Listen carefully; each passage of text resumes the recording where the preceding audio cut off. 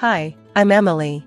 Coming back to my hometown after college should have felt comforting, but stepping into my late father's house felt more like entering a cold, unfamiliar place. My stepdad Paul, his wife Susan, and their kids Mark and Lucy had turned the house into something I barely recognized. The warmth and happiness that once filled the house were gone, replaced by a heavy, uncomfortable silence that felt like it was choking me. "Make sure you clean up after yourself. We don't need more mess around here," Susan said sharply as I pulled my suitcase toward my old room. Lucy stared at me like I was some unwanted guest, whispering just loud enough for me to hear. "Why is she even back? Didn't she get the message to stay away?" Mark didn't even bother pretending to be nice, sneering as he walked past me. "Guess college didn't work out, huh? Came crawling back?" It hurt. These were supposed to be the people who were my family. My dad had married Susan after my mom died when I was just a child. He always hoped Susan and I would get along, and that her kids would be like siblings to me. But after he died suddenly last year, any sense of family disappeared with him. I mostly kept to myself, spending time in my room or hanging out with friends. But the more I tried to avoid problems, the more they pushed me out. They moved my things from shared spaces, threw away my food by accident, and made sure I felt like a stranger in my own home. One evening, when I came back from a walk, I overheard Paul and Susan talking in the kitchen. They didn't notice me standing just outside the doorway. "She has no clue about the will," Paul said. "As far as anyone's concerned, everything went to you and me." Susan's voice was cold and calm as she replied, "Let's keep it that way. The less she knows, the better. We can't afford any trouble." Trouble? My father's will? They were hiding something important. The truth hit me hard. Not only did they not want me here, but they were also trying to keep me from finding out something that might actually belong to me. That night, lying in my old bed, surrounded by boxes I hadn't unpacked, because I never felt at home, I made a decision. I couldn't stay here any longer, not with them. I started planning my escape. I didn't know where I would go, but I knew I had to leave. The next morning, I met my best friend Jamie at the local cafe, and we looked through rental listings. Jamie placed a comforting hand on mine and said with a smile, "You know you can always stay with me until you find a place." "Thanks," I replied. "I might just do that," I replied, trying to force a smile. It was a huge relief to know I had at least one ally in this town. The coffee shop buzzed with the lively chatter of people starting their day, a stark contrast to the suffocating silence at Paul's house. Here, I could breathe. Here, I could think. As I sipped my coffee, a plan slowly began to take shape in my mind. I needed to uncover what they were hiding about my father's will. But first, I had to secure a new place, a safe space where I could regroup and prepare for whatever was coming next. Moving into my tiny apartment felt like stepping into a completely different world, a small, cramped world, but it was mine. The freedom was thrilling, even though the financial pressure was real. I scraped by with an online business, selling handmade crafts I'd started making as a hobby. It wasn't much, but it was a beginning, a step towards something bigger, something that belonged to me. One chilly morning, while updating my online store, I remembered something my dad used to say: "Always carve your own path. No matter how tough it gets, keep your chin up and push forward." His words felt like a soothing balm to my tired spirit. He had always been my source of strength, teaching me how to be resilient when life threw challenges my way. With his advice echoing in my head, I knew it was time to deal with the situation at the house. I needed answers, and there was only one place I could get them. I made an appointment with my dad's lawyer, Mr. Thompson, hoping he could help me figure out what was really going on. Sitting across from him in his office, surrounded by the scent of old books and leather, I felt a mix of nervousness and hope. "I've been wondering about the house," I said, trying to keep my voice steady. "I have concerns about how things were handled after my father passed." Mr. Thompson adjusted his glasses and pulled a thick file from his desk drawer. "Well, Emily, according to your father's will, the house was left entirely to you." The room seemed to spin as I processed what Mr. Thompson had just told me. "The house belongs to me?" I managed to say, still in shock. "Paul may have had other ideas," Mr. Thompson replied calmly, "but your father was very clear in his intentions. Here, take a look for yourself." He handed me a copy of the will and pointed to a specific clause. My hands trembled as I read it, seeing my father's words written out, a clear confirmation of what should have been mine all along. The drive back to my apartment was a blur of emotions: anger, relief, determination, all swirling inside me like a storm. I thought about the days I'd spent with my dad in our backyard, him teaching me how to negotiate, how to stand my ground, and never let anyone push me around. "You've got to stand tall, Emily," he would say, no matter what. Armed with the truth and my father's lessons, I knew what I had to do. This wasn't just about the house anymore. It was about exposing Paul for the liar he was and for dishonoring my father's memory. That night, I began gathering everything I needed: evidence of Paul's deceit, proof of my rightful claim to the house, and a plan to confront him. I reached out to a few of my dad's old friends who might support my case, and I started documenting everything. I also called Susan, hoping to gauge whether she was aware of what Paul had been doing or if she was involved. Her guarded tone and evasive answers only made me more determined. "Things aren't always what they seem, Emily," she said cautiously, with a trace of unease in her voice. "No, they're not," I replied, my voice hardening, "and soon, everyone will see things for what they really are." As I hung up, a mixture of nerves and resolve settled over me. This wasn't just about fighting for a house. It was about defending my father's legacy, and I was ready. The following weeks were a whirlwind of activity. I went through boxes of my dad's old papers, finding receipts, emails, and letters that hinted at just how deep Paul's deception ran. Every piece of evidence was carefully organized and cataloged, building my case bit by bit. One evening, while sifting through a box labeled tax documents, I found a letter from a family friend, Mr. Henderson, addressed to my father. The letter detailed a conversation with Paul, where Paul had openly stated his plan to convince everyone that the house should belong to him and Susan after my father's passing. It was the smoking gun I needed. The next day, I met with Mr. Henderson, who was more than willing to provide a sworn statement recounting his conversation with Paul. Armed with this new evidence, I called my cousin Alex, who specialized in real estate law. We met at a small cafe downtown, where I laid out everything I had uncovered. "Emily, you have a strong case here," Alex said, reviewing the documents. "Based on this, Paul's actions could easily be considered fraud. You have rights, and we can fight to enforce them." With Alex's help, we drafted a formal letter to Paul, asserting my legal claim to the house and warning him of the consequences if he continued with his dishonest tactics. It felt incredibly empowering to finally take decisive action, knowing I was on solid ground. But the real turning point came when I decided to confront Susan directly. If she truly didn't know the full extent of Paul's schemes, she deserved to. One afternoon, I invited her to meet for coffee, hoping that in a neutral space, we could talk openly. "Susan, I found something troubling in my father's documents," I began, carefully watching her reaction. "There are inconsistencies in what Paul has told us about the house. According to my father's will, the house was left to me, not to Paul. I have the documents to prove it." Susan's face turned pale, her eyes flickering with a mix of surprise and confusion. I had no idea," she stammered. "Paul told me the house was left to both of us, to secure our future."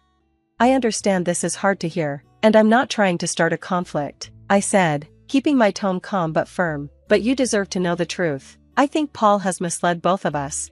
Susan was silent for a moment, then slowly nodded. "I need to think about this, Emily. If what you're saying is true, I need to reassess a lot of things." As we parted, I sensed a shift. Susan's reaction was exactly what I had hoped for, a crack in Paul's lies that could bring everything down. Walking back to my apartment, my resolve hardened. This was no longer just about reclaiming my father's house. It was about justice and making sure my father's wishes were honored, ensuring that deceit wouldn't win. The day of the confrontation felt like the climax of a storm that had been brewing for months. I had everything prepared, the evidence neatly organized in a folder, testimonies from key people, and most importantly, the support of my friends and family. I invited Paul, Susan, and their kids over under the pretense of discussing family matters. As they settled into the living room, the tension was thick. I began, "Thank you all for coming. There's something important we need to talk about regarding my father's house and his will." Paul scoffed, his arrogance clear. "Here we go again. Emily, what now? More accusations?" I didn't flinch. "Not accusations, Paul, facts." I laid out the documents on the coffee table: my father's will, the letter from Mr. Henderson, and legal assessments. According to these documents, confirmed by multiple legal advisors, this house was left to me, not to you. Paul, you've been lying to everyone. Susan's eyes darted between the papers and Paul. "Is this true, Paul? Did you lie about the will?" Paul's calm exterior cracked, his voice rising in desperation. "It's not like that, Susan. I did it for us. For our future. But Susan wasn't buying Paul's excuses. Her expression hardened as she fully turned to face him, her decision clear in her eyes. Lying about this? What else have you lied about, Paul? I can't do this anymore. She stood up, taking Mark and Lucy by the hands. We're leaving. I need to think about what's best for the kids and me. As they walked out, leaving Paul to deal with the mess he'd created, I felt a wave of mixed emotions. There was a sense of vindication for myself, but also sorrow for Susan and the children. In the weeks that followed, word of Paul's deceit spread quickly throughout the community. He didn't just lose his family, his reputation, once built on the image of a respectable family man, was in ruins. Socially ostracized and isolated, he faced the consequences of his actions. Meanwhile, I moved back into the house, the one that had silently witnessed so much of my life. As I unpacked, I came across a box of old letters and photos, memories of my father. Each one reminded me of his love and presence. It was in this home, filled with echoes of the past, that I truly realized what I had reclaimed. I didn't just make the house my home, I turned it into a space for community and healing. The business I'd started out of necessity grew and flourished, and I began hosting workshops to help others who were fighting their own battles against deceit and manipulation. Standing in the newly renovated living room, now alive with laughter and conversation from a local support group meeting, I felt a deep connection to my father's legacy. This house, once a place of conflict, was now a sanctuary, a place of healing and strength. This victory wasn't just about winning back a house or defeating a deceitful stepfather. It was about reclaiming my life, honoring my father's memory, and building a future on the values of integrity and resilience he had instilled in me. And that brings us to the end of the story. Now, I have a question for you. If you were in Susan's position, would you have made the same choice to leave Paul after discovering the truth? Or would you have tried to find another solution? What would you do differently, and why? I'm really interested to hear your thoughts, so please share them in the comments below. If you enjoyed this video, don't forget to like and subscribe for more stories like this. Your support means a lot and helps keep these stories coming. Thanks for watching, and I can't wait to read your responses. I'll prove that you're the culprit. It was my father-in-law, Connolly, who was glaring at me and intimidating me with his loud voice. He had come home early and appeared in front of me with noisy footsteps. Ever since I started living in my in-laws' house, whenever Connolly gets angry, his voice can always be heard up to the second floor of the house. I hate this voice that I can hear even when I cover my ears, and it doesn't stop. Listen up. If you're the culprit, I'll call the police. He treats me like a criminal and thinks he's always right. Apologize quickly. If you do, your crime will be a little lighter. My husband, Elliot, who continues to believe his parents' story over mine and does as they say. If you tell the truth now, I'll forgive you. So please apologize. My mother-in-law, Caddy, who has no real power in this house, but still talks down to me. No matter how much I care about this family, I'm reminded that I'm ultimately an outsider. This family thinks I'm a criminal. However, even in a hopeless situation, I can't acknowledge what I can't acknowledge. I haven't done anything wrong. I haven't done anything to be ashamed of. Even if no one believes me, I can't bend my own beliefs. If they can prove it, then let them prove it. Who is the one who has truly done something shameful? I understand. Then I will also prove my innocence. I'm Vivian, a 27-year-old housewife. My husband Elliot, who is the same age as me, is training every day to become a pastry chef. Elliot's family runs a pastry shop. When there's a celebration, it's this shop's pastries. And it's a shop that locals say. It's a pastry shop that Elliot's grandfather started, and it has many long-time customers. In order to become the third-generation owner, Elliot is working hard every day under Connolly. Elliot and I met 7 years ago. At the time, I was attending a vocational school to become a hairdresser and was invited by a friend to a party. Among the bright and talkative male college students, Elliot was the one who was quietly drinking while staring at his glass. I wondered if he was shy, so I asked, "Are you from the same university as everyone else?" And he, "No, I'm actually in vocational school," replied. "I'm in vocational school too. Because my dream was to become a hairdresser." I have no choice, but now that I've decided to do it, I'm going to do my best. I see.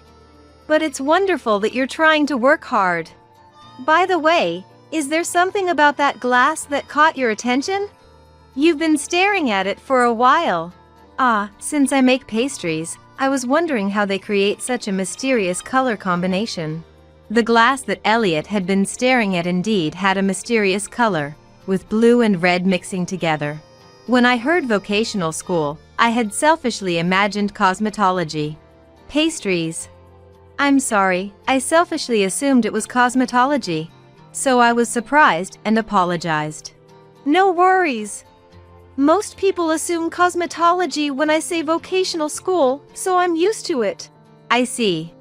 But being a pastry chef is wonderful. Pastries have depth and stories. I really like them. Thank you. Please do try them sometime. Perhaps he was a bit embarrassed, but I couldn't see Elliot's expression at all as he spoke while looking down. Yes.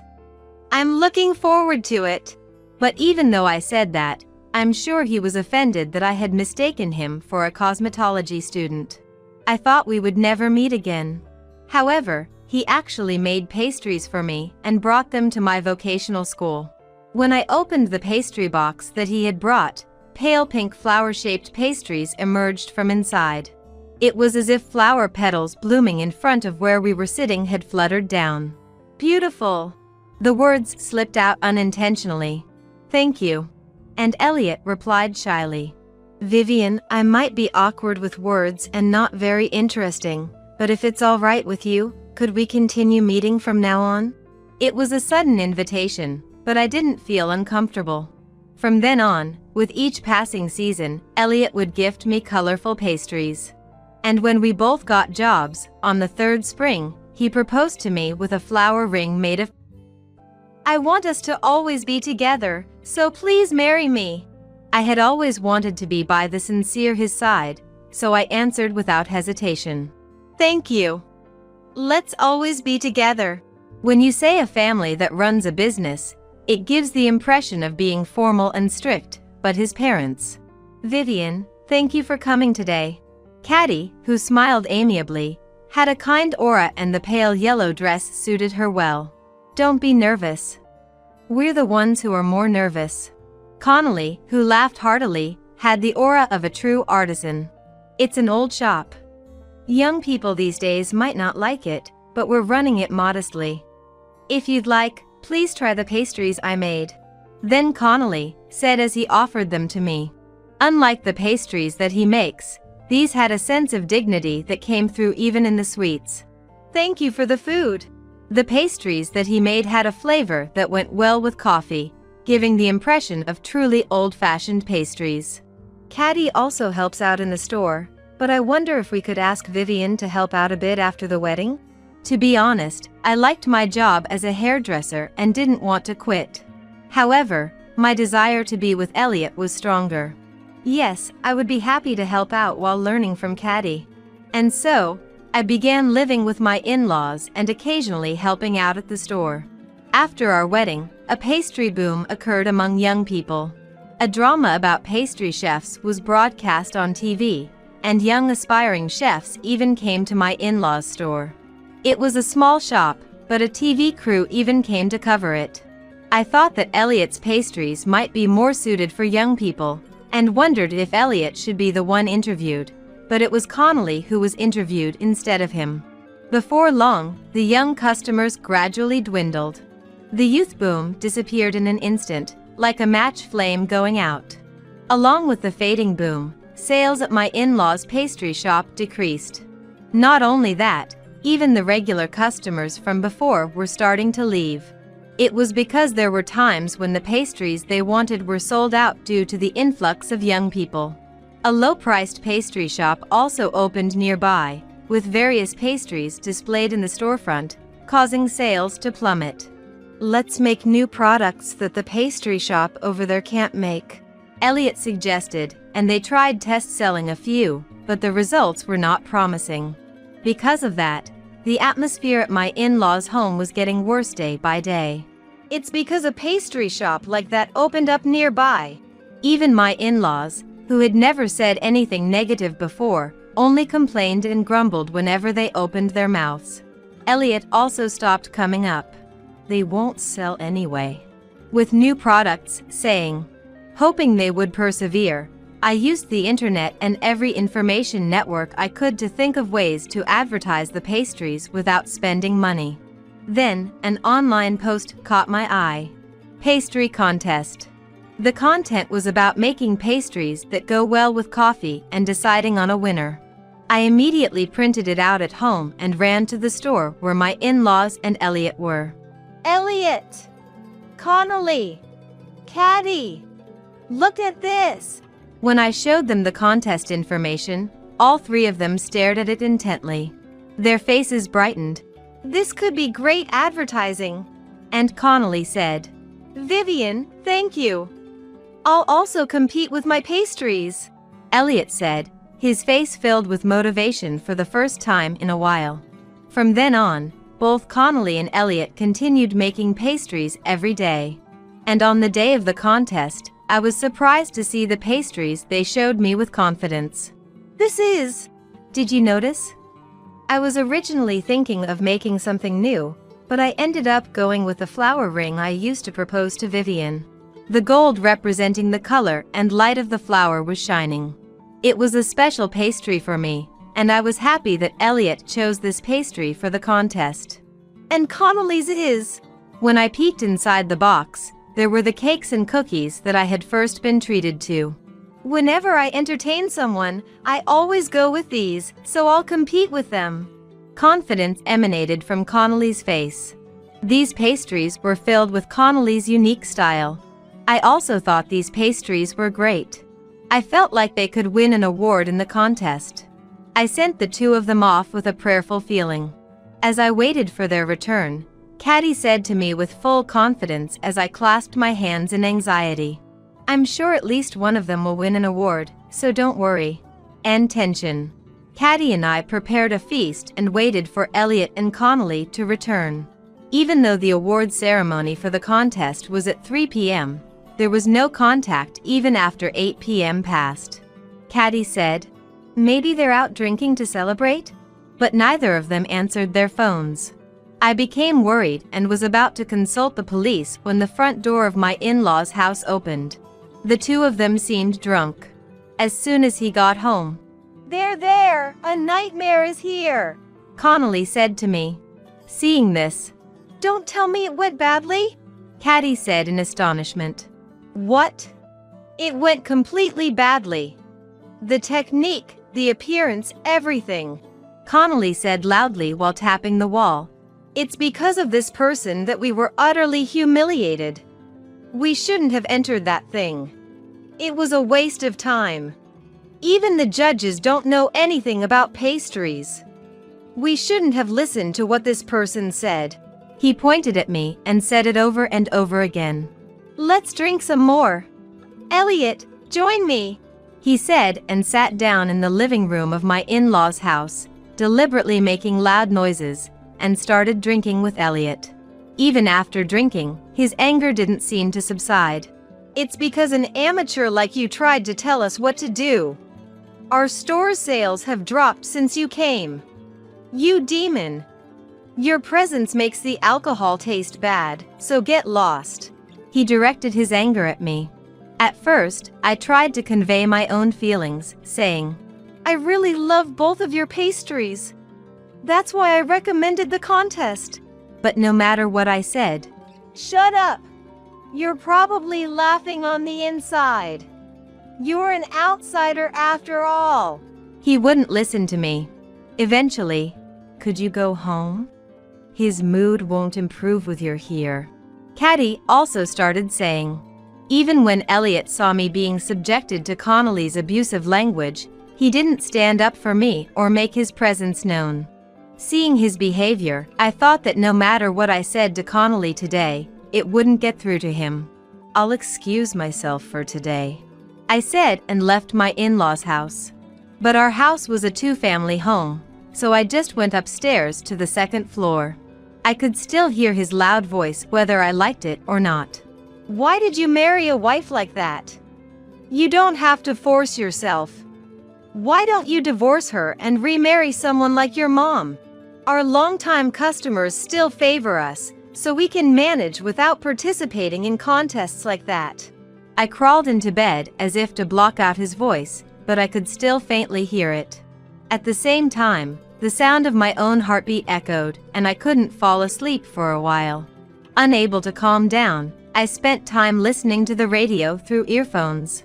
The abusive words directed at me that I could hear through the earphones gradually disappeared little by little, and I started hearing laughter. Compared to the person who had said such abusive things to me now laughing, it felt so empty and sad to be listening to Connolly's voice through earphones. At 2 a.m., Elliot also returned to our room, and the long day ended. From that day onward, my in-laws' attitude towards me changed. When I helped out at the store, they would say in front of regular customers, "Sorry that our son's wife is so inattentive," or mock me, saying, "You probably still can't understand the excellence of these pastries." Caddy would say things like, "Elliot's childhood friend Malia is pregnant with her second child. What about you two, still no children? Is there something wrong with you?" And Connolly would say, "Even if my son's wife is good for nothing, I at least want to see a grandchild. We'll be in trouble if you don't give birth to a successor for this store. Why don't you go to the hospital?" They started making snide remarks about us not having children yet. I myself wanted children, so my heart ached every time they said those things. I went to the hospital for a consultation. They only advised me to not accumulate stress. But they couldn't figure out the factors making it difficult to have children. I racked my brain every day trying to figure out how to improve this situation. When I consulted with relatives, "I'll let people around me know," they said. Fortunately, many of my relatives were self-employed, and they said they would use the pastries as treats for customers who came to their stores. When I met up with friends and brought Elliot's pastries as a gift, "I'll advertise them for you, Vivian," they said. The one who said that was Jaylene, my childhood friend who is now a popular violinist. She was always cheerful and has been my #1 ally since we were little. Jaylene was the only one I could confide in about worries that I couldn't talk to my parents about. When I talk to her, any worry feels like a small matter. She has that mysterious effect. I'll try introducing them on social media. Even someone like me has fans, so I'm sure they'll buy them. I was saved by Jaylene's smiling face as she said that. I used to go to my former workplace once a month to get my hair cut, so I asked them to buy pastries during those times. The easygoing manager's eyes clouded over for a moment. But you know, we have a lot of young people here, so I'm not sure if advertising will work." "I understand. But I think even young people will like this beautiful appearance and delicious taste." As I made an impassioned speech, the manager also said, "All right, I got it. Fine. Nowadays, it's all about whether it's Instagrammable on social media, right?" They agreed to put a small model of the pastries on the storefront and place pamphlets. Indeed, in this day and age, it's all about social media. Both my best friend and the manager said so. I also have some knowledge about social media, so this might lead to a recovery in the store's sales. With that thought, as soon as I got home, I immediately started preparing by editing photos for social media and thinking of advertising slogans. I had Elliot take a look when he got home, and we started advertising right away. As we introduced a menu tailored for younger customers, the store gradually started to attract new patrons. We began receiving regular orders from relatives, and even customers from the beauty salon where I used to work started dropping by.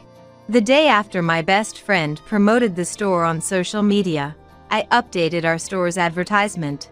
I saw it on Instagram and wanted to try it out, so I came by. And we saw an increase in customers saying, our sales slowly started to recover, and our revenue reached a break-even point compared to before the contest. Just as I thought we were on the path to profitability, There were more and more days where the sales numbers didn't add up. The discrepancy started at $1, but gradually increased from $10 and eventually ballooned to $100. At first, I thought it might have been an order mix-up, but it was unlikely for there to be a $100 difference, and suspicions arose that I might be stealing the money. Vivian, do you really not know anything about this? Caddy pressed me for answers. There's no point in pretending to work hard to boost sales if you're just pocketing the money yourself. Connolly had already decided that I was the thief. If you're short on cash, just tell us. Even my in-laws were casting doubt on me. Initially, I tried to explain. I didn't take anything. But faced with the reality that no one believed me, I felt empty and lost my words. The fact that you're not even denying it is proof enough. With that, I was branded as a thief. Even so, I knew I hadn't done anything wrong, so I endured it, believing that the truth would come to light eventually. Then one day, after finishing work at home, I heard loud footsteps. The door to our room on the second floor burst open. Get downstairs right now! And Connolly shouted with a demonic expression. Startled, I turned off the stove and immediately descended the stairs to the living room of my in-laws' house. Elliot and Caddy were already there. Sit there. I did as I was told and sat next to Elliot.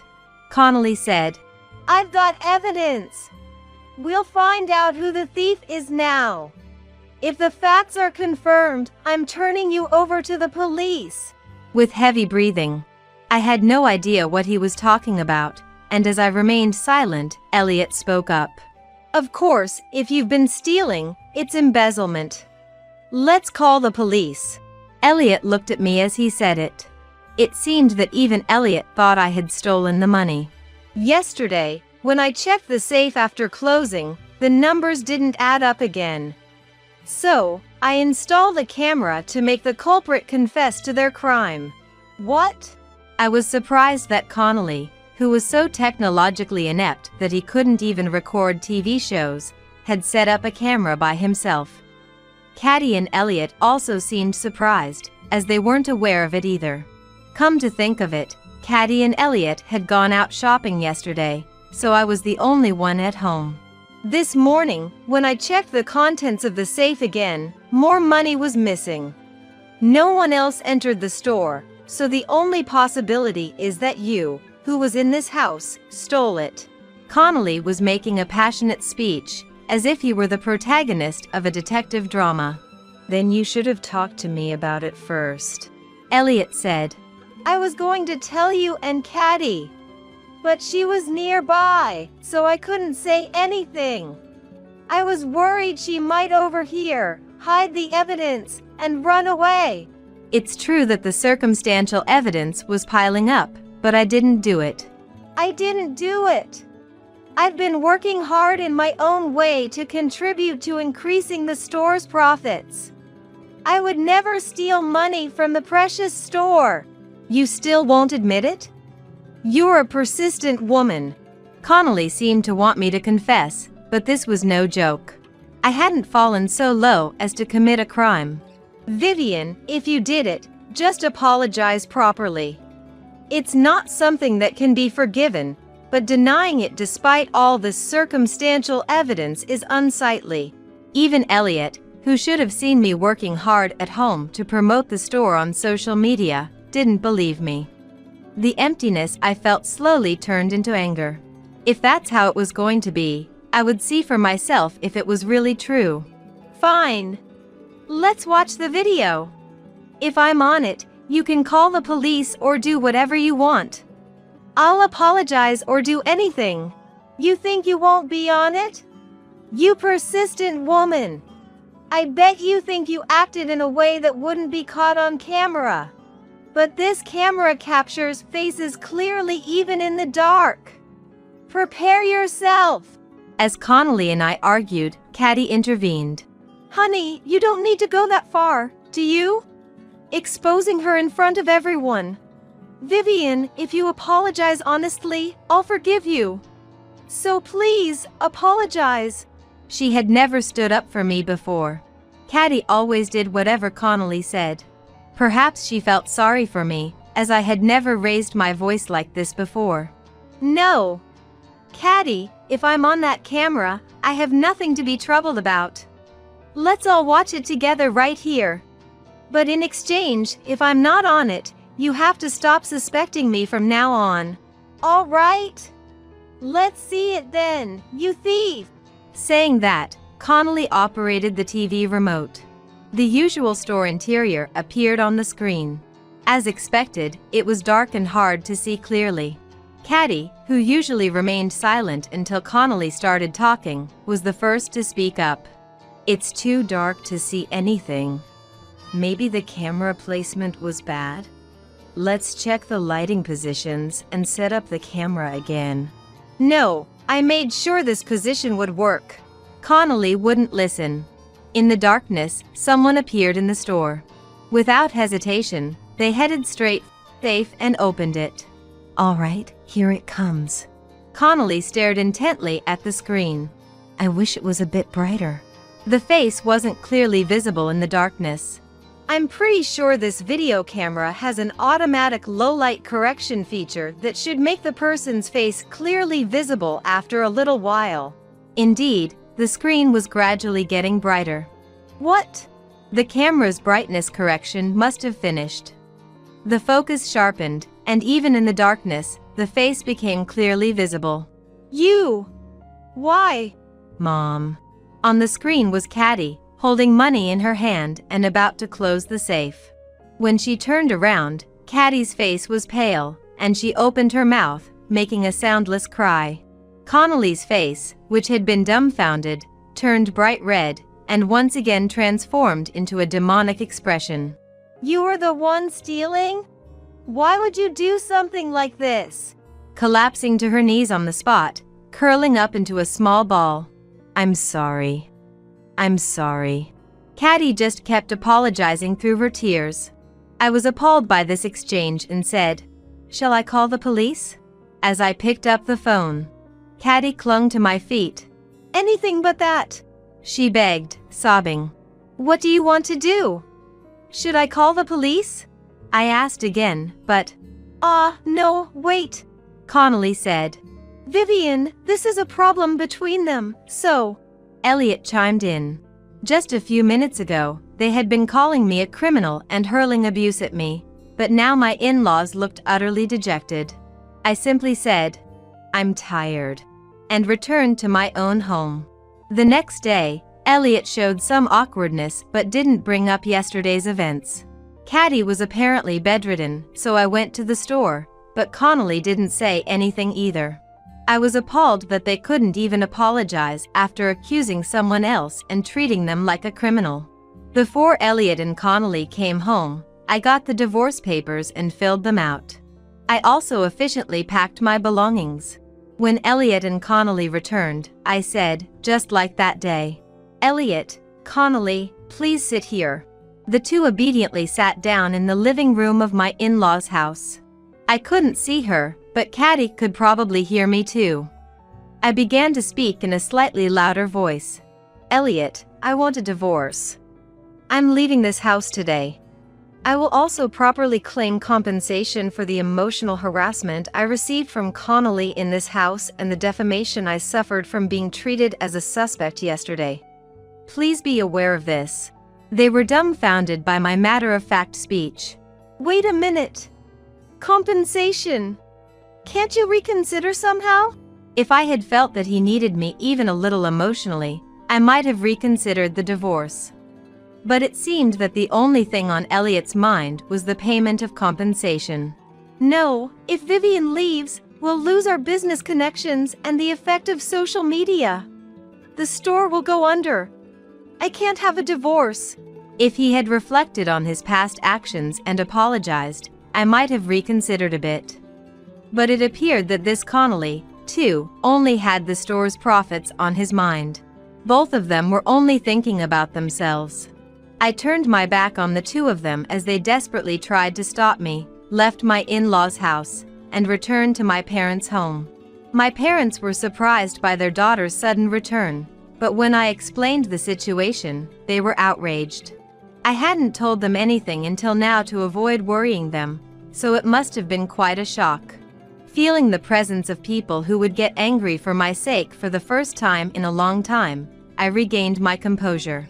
After my parents spoke to our relatives, the regular orders to the store at my parents' home were immediately stopped. I also told Jaylene, the violinist who had promoted the store on social media, "I'm sorry, even though you helped me out," saying, "Vivian, you've been through a lot." She comforted me.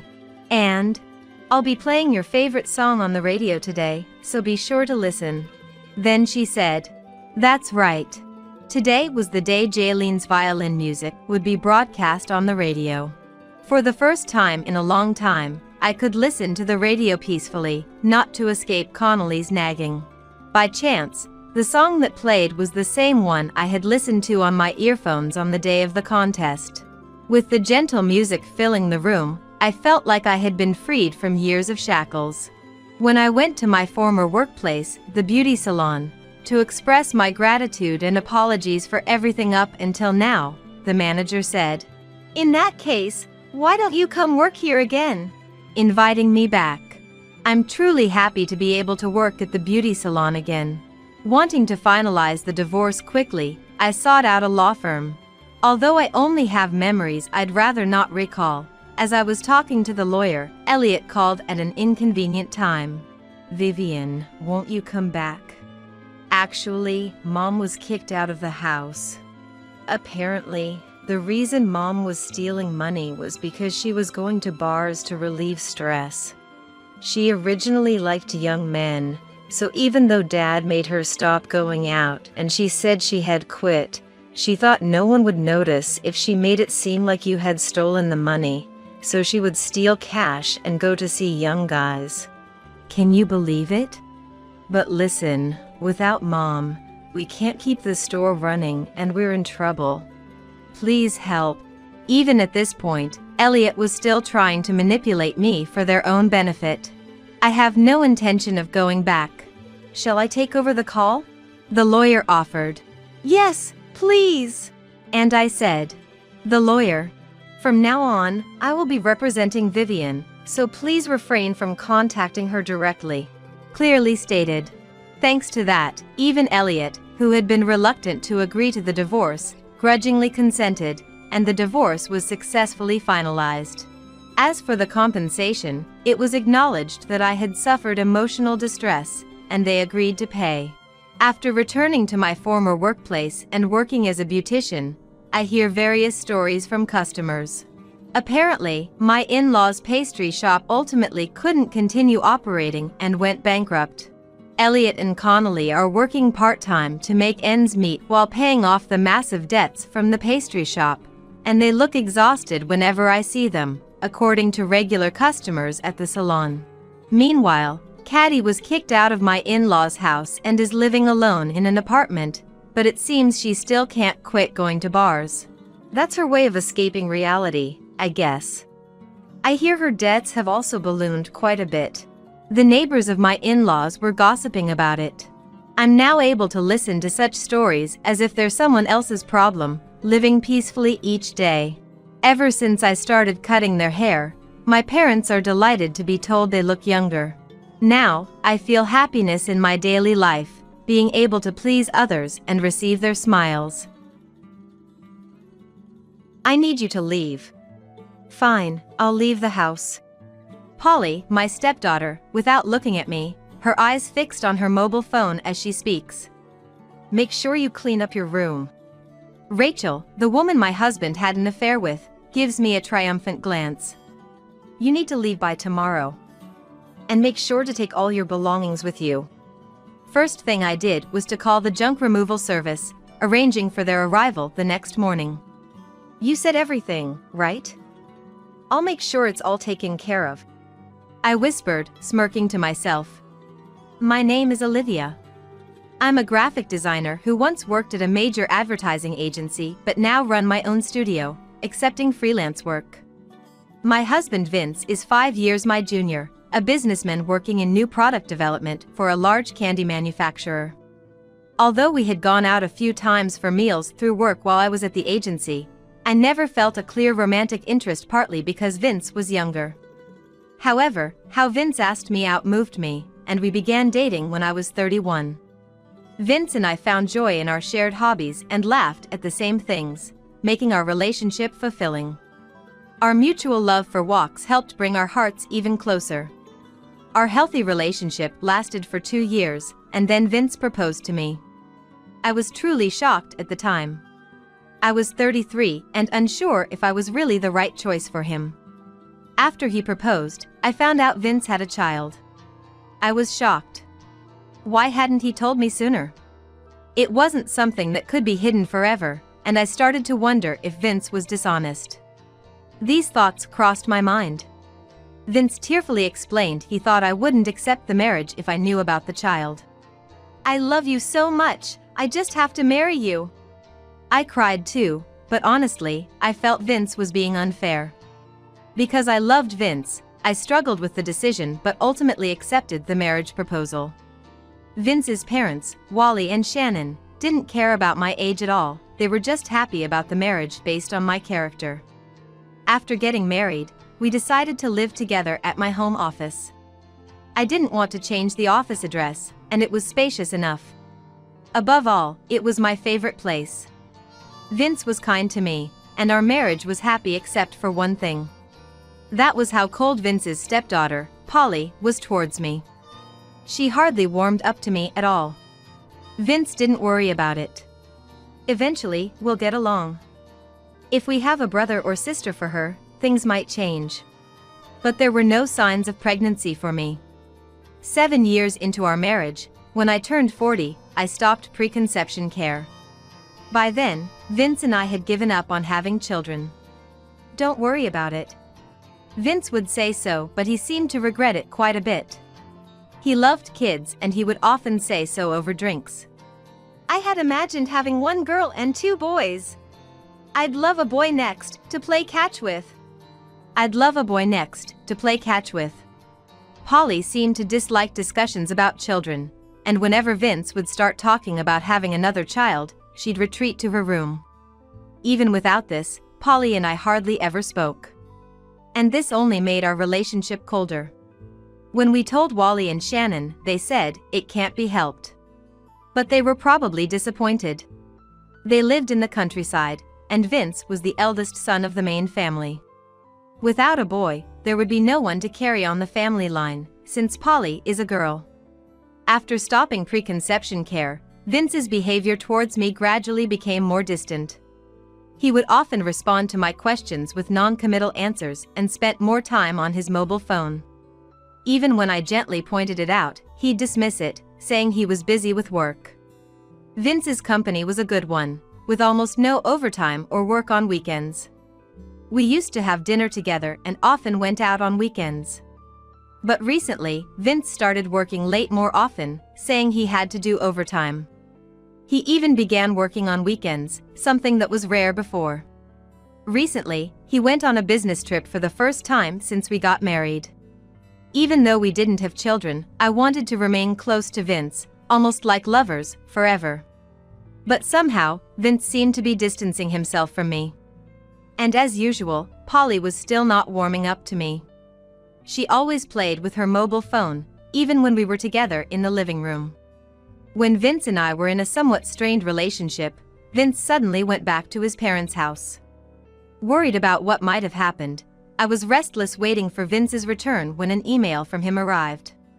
The message read, "Dad has become a guarantor for a debt and had to take it on himself." Thinking this was a serious situation, I wondered if there was any way I could help. Running my own office, I had more disposable income than a typical housewife. I also had some savings Vince didn't know about. As I was considering using it, another email from Vince arrived. Dad had set me as the guarantor, it read, my eyes widening in shock as I stared at my mobile phone. No matter how many times I looked, the content of the message didn't change. As I was going over the email again, Vince called me. Dad has done something terrible, just like I wrote in the email. All I could manage to say was, yeah, in a weak voice. Vince continued, his voice filled with desperation. There's a debt of over $100,000. I was stunned. It was far beyond what I could handle. Our family can't just pay that off easily. But if we don't, it'll cause trouble not only for us, but to you and your parents. No matter how much I tried to speak, it felt like no air was reaching my lungs. It felt as if the air around me had thinned. I could only open and close my mouth like a fish, unable to produce any sound. We have no choice but to fake a divorce. We'll have to live apart for a while. I couldn't understand why Vince was bringing up divorce at this time. I wanted to argue back, but I couldn't find my voice. It felt like I was suffocating, unable to think clearly. If we don't pretend to be divorced, the debt collectors will go after you and your parents too. Could that really be true? But at that moment, I couldn't think of anything. Vince came home and tried to explain the debt to me, but honestly, I couldn't grasp it. I was too panicked to think. Polly had heard about the debt too, but she didn't seem too worried. At that time, I thought maybe Polly didn't fully understand the situation. We'll sort out the debt somehow. I'm going to leave the house to fake our divorce. Please bear with it for a little while. I believed Vince's words about getting remarried, clinging to them as my only hope. And so, after 8 years of marriage, when I was 41, Vince and I separated under the guise of a divorce. Polly, of course, chose to leave with Vince, leaving me alone again. Vince left the house. Since I used this place for my personal office, it would have been difficult for me to leave. I thought Vince and Polly would come back soon, but they never did. Shortly after, to my shock, Vince and Polly started living with another woman.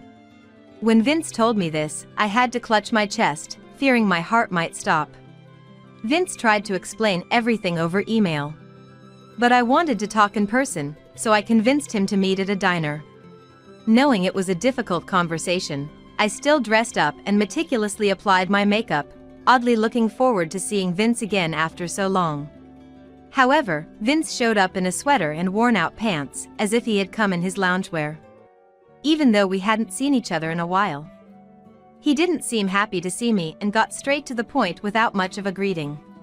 I was already feeling quite down by this point. About her name is Rachel. Polly's taken a liking to her. He began and I barely processed what Vince was saying. Everything sounded like excuses to me. I couldn't believe that Polly, always so distant, would warm up to anyone. Rachel has been through a divorce. She was escaping domestic violence from her husband, which is why she turned to me for help. I wondered why Vince had to go to such lengths and couldn't understand it. Was Vince really that much of a pushover? Vince promised that once the debt issue at home and Rachel's domestic violence issue were resolved, we would live together again. All I could do was nod. Too much had happened, and I was unable to think deeply about anything. Today, fearing I wouldn't understand Vince's words, I recorded our entire conversation on my mobile phone. I planned to listen to it again once I had calmed down. There was no sign of Vince breaking up with Rachel. On the contrary, they seemed to be getting closer. Vince and Rachel were posting happy pictures together on social media almost daily. I knew I shouldn't look, but I couldn't help searching for them. Every posted photo was a new torment for me. I've confronted Vince several times, complaining about it, but Vince would reply, "I have to post those photos so the abusive ex-husband gives up." Whenever I asked when he would break up with Rachel or about the debt, Vince always dodged the question, leaving me without a clear answer. Before I knew it, a year had passed. By this point, I started to have my doubts. I decided to contact Vince's family. Despite Vince's warning that contacting them could lead the debt collectors to me, ruining all our efforts, I couldn't just stand by. "Hello, Wally. It's been a while." Wally answered cheerfully. It's been a while, indeed. Are you over your illness? Illness? What was he talking about? Neither Vince nor I had been sick. Wally continued. I heard you were hospitalized with an infectious disease. Vince told us even calling you would be too strenuous. I managed to deflect and kept the conversation going. Oh, I see. I've gotten much better, thank you. I began to understand what Vince was plotting. The debt issue with his family was probably a lie. This also explained why Polly wasn't surprised when she heard about the debt. Vince must have told her everything, keeping me and his family apart with lies. I just got a new car. Maybe I can drive over to visit. Exactly as I thought, someone struggling with debt wouldn't be able to afford a new car. Really? Please do come visit. We're looking forward to it, I replied, managing to end the call without revealing my shock. I was so stunned by the revelation that I collapsed onto the floor. I was unable to focus on work for a while after uncovering this truth. Everything Vince had told me was a lie. He must have started his affair with Rachel around the time we gave up on having children. His distant behavior, the constant presence of his mobile phone, the sudden increase in overtime, weekend work, and business trips were all lies to meet Rachel. Thinking about it brought uncontrollable tears. I had endured, thinking we would be together again, that it was just a matter of patience. I had trusted Vince. It was all nonsense. I had been manipulated by Vince. As my tears dried, I imagined Vince's mocking laugh looking down on me. I couldn't forgive him. I vowed to get my revenge on Vince.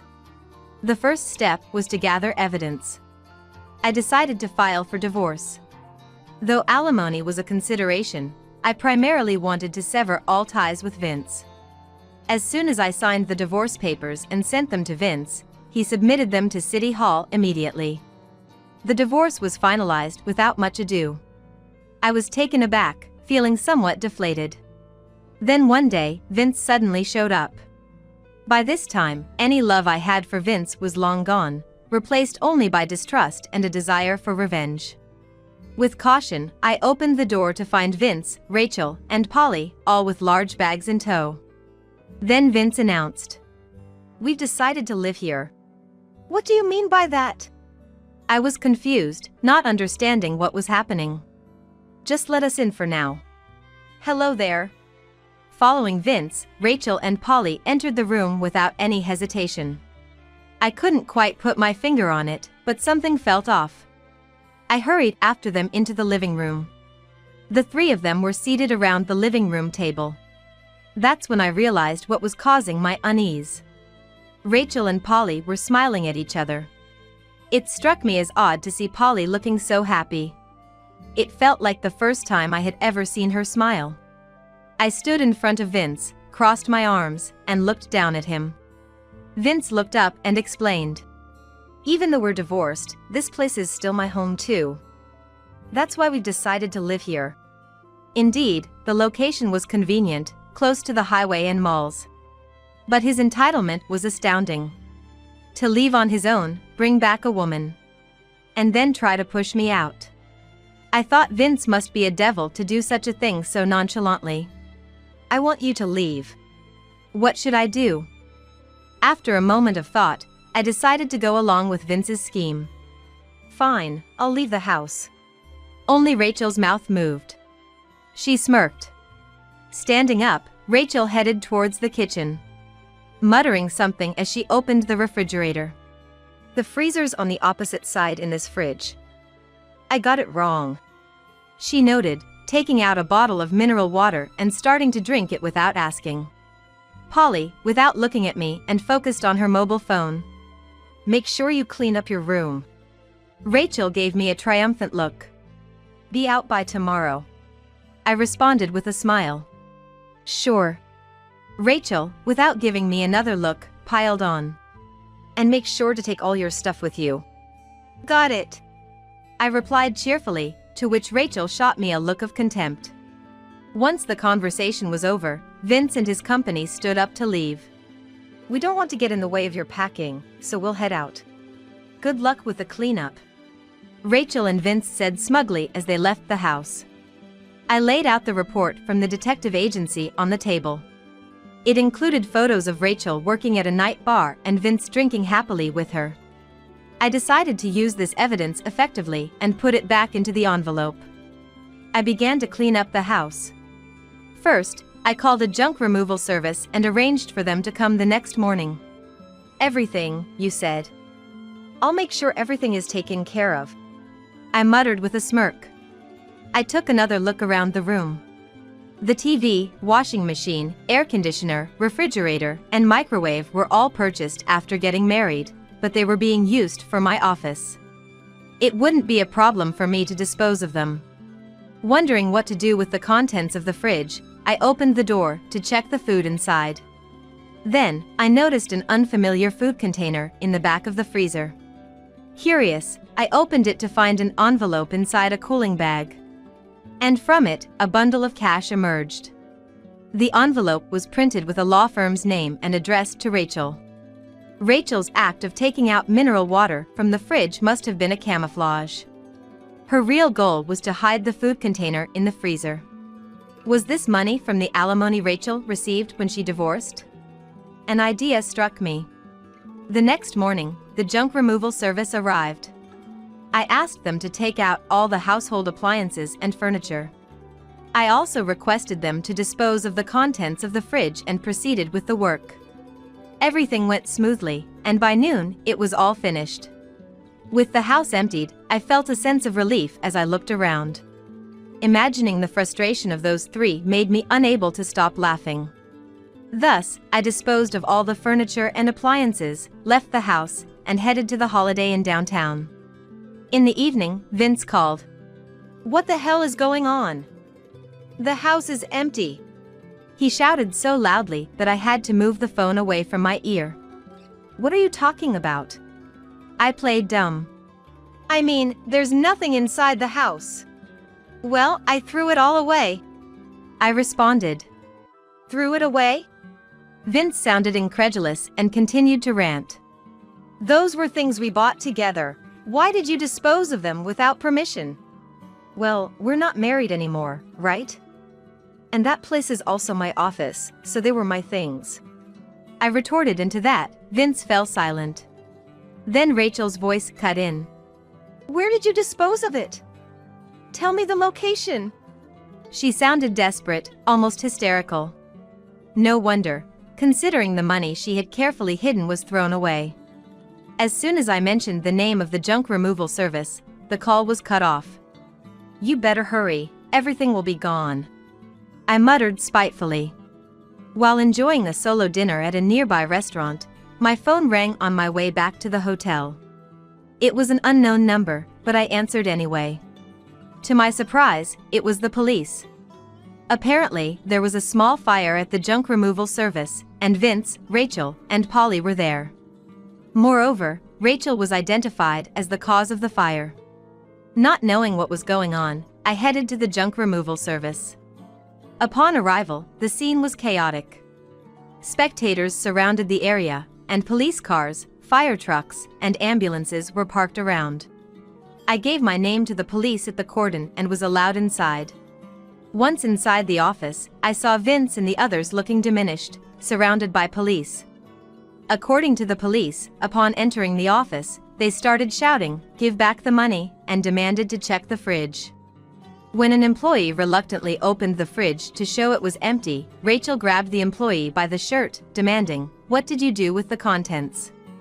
Unable to bear it, the employee pointed to the outside garbage area, where Rachel ran off to rummage through the trash. After tearing open garbage bags and not finding what she was looking for, Rachel lit a cigarette, smoked it, and carelessly threw the still-lit cigarette into the garbage area. That cigarette caused the garbage to catch fire, leading to the incident. Fortunately, the fire was quickly extinguished without any injuries, but the office's exterior wall was scorched. The police were about to conclude that there was no food container and that Rachel had just come to make false claims. That's when I informed the police that there indeed was a food container in the fridge. The food container was in the freezer, and I had taken it out myself. Rachel must have been looking for it without knowing. I had hoped Vince and Rachel would get dirty rummaging through the trash of the junk removal place. I apologized to the police honestly. The police said I wasn't to blame. They stated that since these three had caused a commotion and set the fire, the responsibility was theirs, and took Vince, Rachel, and Polly away. The specific charges weren't explained, but I was told to inquire at the police station for details. The next day, the police called me in. It turned out Vince, Rachel, and Polly had no fixed address. They had rolled into my place and stayed for a week, without changing their address. Without an address, they couldn't be released from detention. I was fine with that. But agreeing to be their surety was necessary to proceed with my plans. Regarding the charges, the severity between negligence and arson was significant, so I was advised to settle with the victim first. That evening, after being released, I picked up the three, including Polly, from the child protection facility. All three looked haggard, their complexions pale and exhausted. The next day, we went to the junk removal service to apologize. The service said they were willing to settle if Vince and Rachel compensated for the damaged items. Just when I thought it was settled, Rachel hesitated to pay. I didn't do anything wrong, and I don't have the money to compensate. At this point, what was Rachel even saying? Then she continued. You should pay. Why should I have to pay? I retorted sharply to Rachel. Then, we'll use the money from the food container. Wait, what? I explained with a smile that was almost too pleasant. What's better for you? Using this money or going to jail for arson? Rachel bowed her head, rendered speechless. The owner of the junk removal service, though dismayed, agreed. If you compensate properly, that's fine by me. Eventually, I handed the food container to Rachel, and the money inside was used to cover the expenses. Though it wasn't enough, Vince covered the remainder, and the matter was resolved smoothly. Vince and Rachel seemed relieved, thinking everything was settled. On the way back, they even managed to smile. But this wasn't the end. My punishment for them was just beginning. It's not over yet. There's more to discuss, so follow me. Remember, you can't refuse. Vince and Rachel meekly responded, yes. I headed towards the empty house, with the three of them following me. Anxiety was etched on their faces. Once inside, we moved towards the living room. In the empty living room, Vince and Rachel stood awkwardly. Polly, perhaps feeling anxious, clutched the hem of Rachel's skirt. It's about the divorce settlement. I'm not involved, right? Because we're already divorced. Vince retorted defiantly. I sighed in exasperation. What are you talking about? You can claim alimony for up to 3 years after the divorce. I threw the detective agency's report, credit card statements, and other documents on the table. Here's the evidence of the affair. Pretending to go on business trips, you went to Los Angeles with Rachel and others, spending holidays in Rachel's apartment. I know everything. Vince opened his mouth in shock and then hung his head. A silent, awkward moment passed. As both shuffled uncomfortably, exchanging glances. I took a deep breath. You've been lying to me all along. Now my gaze turned to Rachel. And your domestic violence claims are lies. Rachel began frantically scratching her head, muttering. I don't know. I pulled out my mobile phone, showed Rachel the screen. And she screamed. No! On the mobile phone screen, a man is connected via video call. That's your ex-husband, right? I told him all about the lies. All of Rachel's claims of domestic violence were lies. The truth was that Rachel grew tired of her ex-husband and cheated. Her ex-husband said he divorced her without fully understanding the reasons. Rachel, facing the screen, starts apologizing. I'm sorry. I'm truly sorry. She sobbed, her face a mess of tears. Rachel met Vince while working at a night bar. Vince was drowning his sorrows there, and they hit it off and started dating. Both of you need to pay alimony. Rachel's ex-husband demanded his alimony back before ending the call. Rachel turned her anger towards Vince. Your plan failed. We couldn't take the house. Instead of getting alimony, we're the ones paying. My money is gone, and now we're paying for more troubles. You've brought so much misfortune. Vince retorted, frothing at the mouth. It's all because you hid the alimony in the fridge to avoid taxes. I watched them argue with amusement. Well, that's how it is. A lawyer will contact you.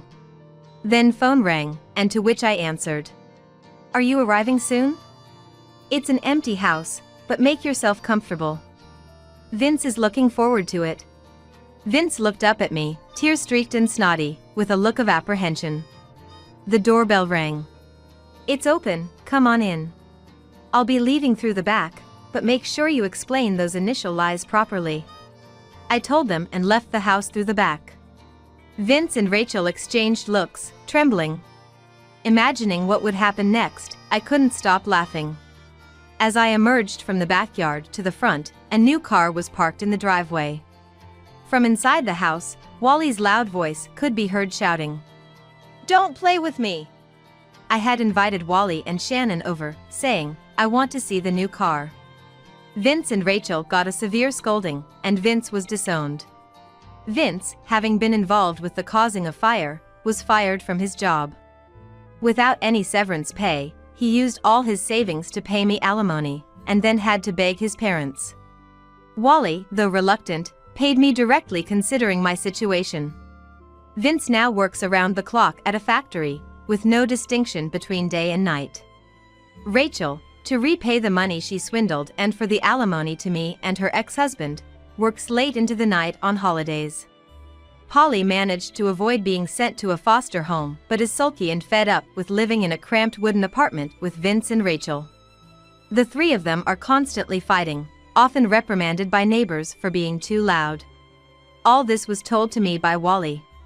The house we lived in was purchased by the state for road expansion. It was my favorite residence, but it couldn't be helped. The purchase price was higher than the market value, and I also received moving expenses.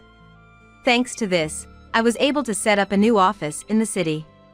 As for my graphic design work, I had previously declined packaging designs for rival companies out of consideration for Vince, but now I accept a wide range of projects. Perhaps because I have been honest in my work, orders are steady, and sales are increasing. I've expanded the scale of my business by hiring more staff. Having experienced a life deceived by others, living honestly without lying seems to be leading me to success. Lying leads to nothing good. This has become the motto of my life. You're the housekeeper, so you do all the cooking, cleaning, and nursing. If you don't like it, get a divorce and get out. Brian made it clear that I was his housekeeper. So that was your plan all along. I'm free labor, a housekeeper. On top of that, I'm also expected to look after your mother, Sarah. Of course, we got married, and you're my wife. You're not cut out for it if you don't like it. Pack your bags and leave, I can divorce you anytime. It must have been his final warning. Brian said it with a nasty smirk. Listen, I'm an elite from a prestigious company.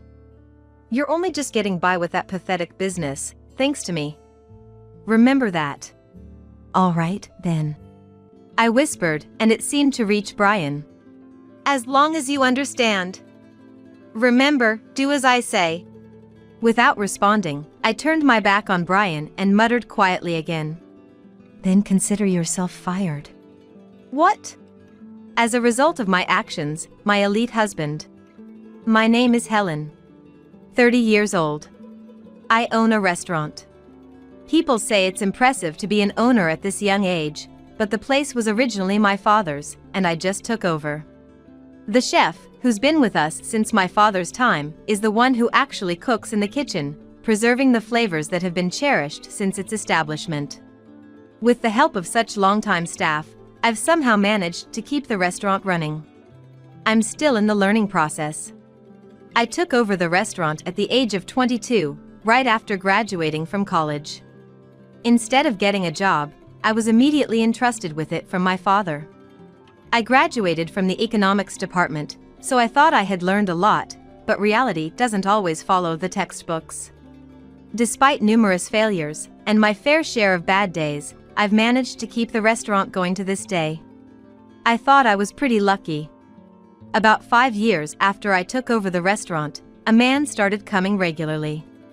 It was Brian, who would later become my husband. Once, a group of men in suits came over. Brian was one of them. He said that he liked the food and started coming as a regular customer. Brian and his colleagues were employees of a major food manufacturer, and they said they were visiting various restaurants for research. I've had my eye on this restaurant for a while, but I usually go to the bigger ones in town, or in the suburbs, so I always pass this place by. Oh, I understand. It's kind of in the middle of nowhere. As I said that, Brian laughed sheepishly. I remember thinking he seemed honest and rather nice. My restaurant is indeed in such an odd location. But the taste is so good that many people have fallen in love with it and have been coming back for decades. It's delicious, I've become quite the fan, Brian confessed.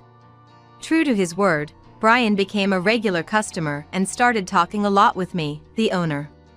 Brian graduated from a top university and worked at a renowned company. He was the epitome of an elite. I had never been close to someone like that before. Not only was Brian brilliant at what he did, but he also had good looks. He was tall and slender with a well-defined face. Undoubtedly, he was the type who would be popular. Brian was 7 years older than me, so he was 34 at the time. I assumed he was married due to his age, but he laughed and said he was single. I've been living a life of work, and more work, and before I know it, I'm at this age. How silly of me. His easygoing manner, humorous conversation, and gentle tone made it seem like he wasn't an elite. Before I knew it, I had fallen for Brian. It was probably unrequited love. In his eyes, I was just the restaurant owner, and he was a regular patron. But then, out of the blue, he proposed to me.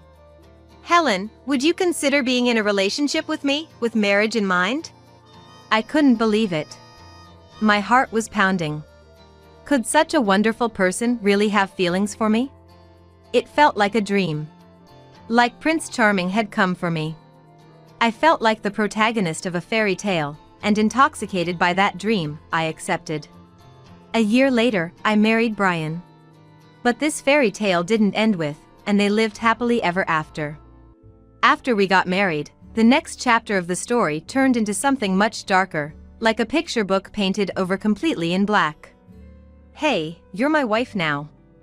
You understand what that means, right? Brian said this soon after we started living together as a married couple. Yes, we got married, so I'm your wife now. I could only respond with confusion to his sudden change in tone. Then Brian suddenly raised his voice. What kind of a response is that? I'm your husband, so you should address me with more respect. A wife should respect and honor her husband, don't you even know that? I was too shocked to respond right away. What had happened? It was as if the Brian I knew had been replaced by someone else. A transformation from a prince to a tyrant. I wondered what kind of a witch had cast such a spell. Listen, I'm an elite, you know that, right? You have to become a wife worthy of me. Prepare yourself for the training I'm going to give you. From that day on, I was constantly ordered around by Brian. First, Brian demanded perfect housekeeping from me. Make sure the house is immaculate, ready for anyone to come over at any time. That's a housewife's job. Don't you dare embarrass me. My family ran a restaurant, so honestly, our house was never in a pristine state. My father was busy in the kitchen, and my mother was helping out too. There was no way we could manage perfect housekeeping. My parents did their best, tidying up and cleaning whenever they spotted a mess, but running a restaurant while raising me was overwhelming. My grandparents on my father's side lived far away, but my grandparents on my mother's side looked after me during particularly busy hours. That was how we managed to get by. I can't do that. I mean, I have my restaurant to take care of. Don't make excuses before even trying. You don't even want to make any effort. I managed to put the conversation to rest at the time by saying that I would try, but when I actually started, I realized that it was impossible. "Look, I have the restaurant to handle, so can't we hire someone for the housework?" It wasn't like I was saying I wouldn't do any housework at all.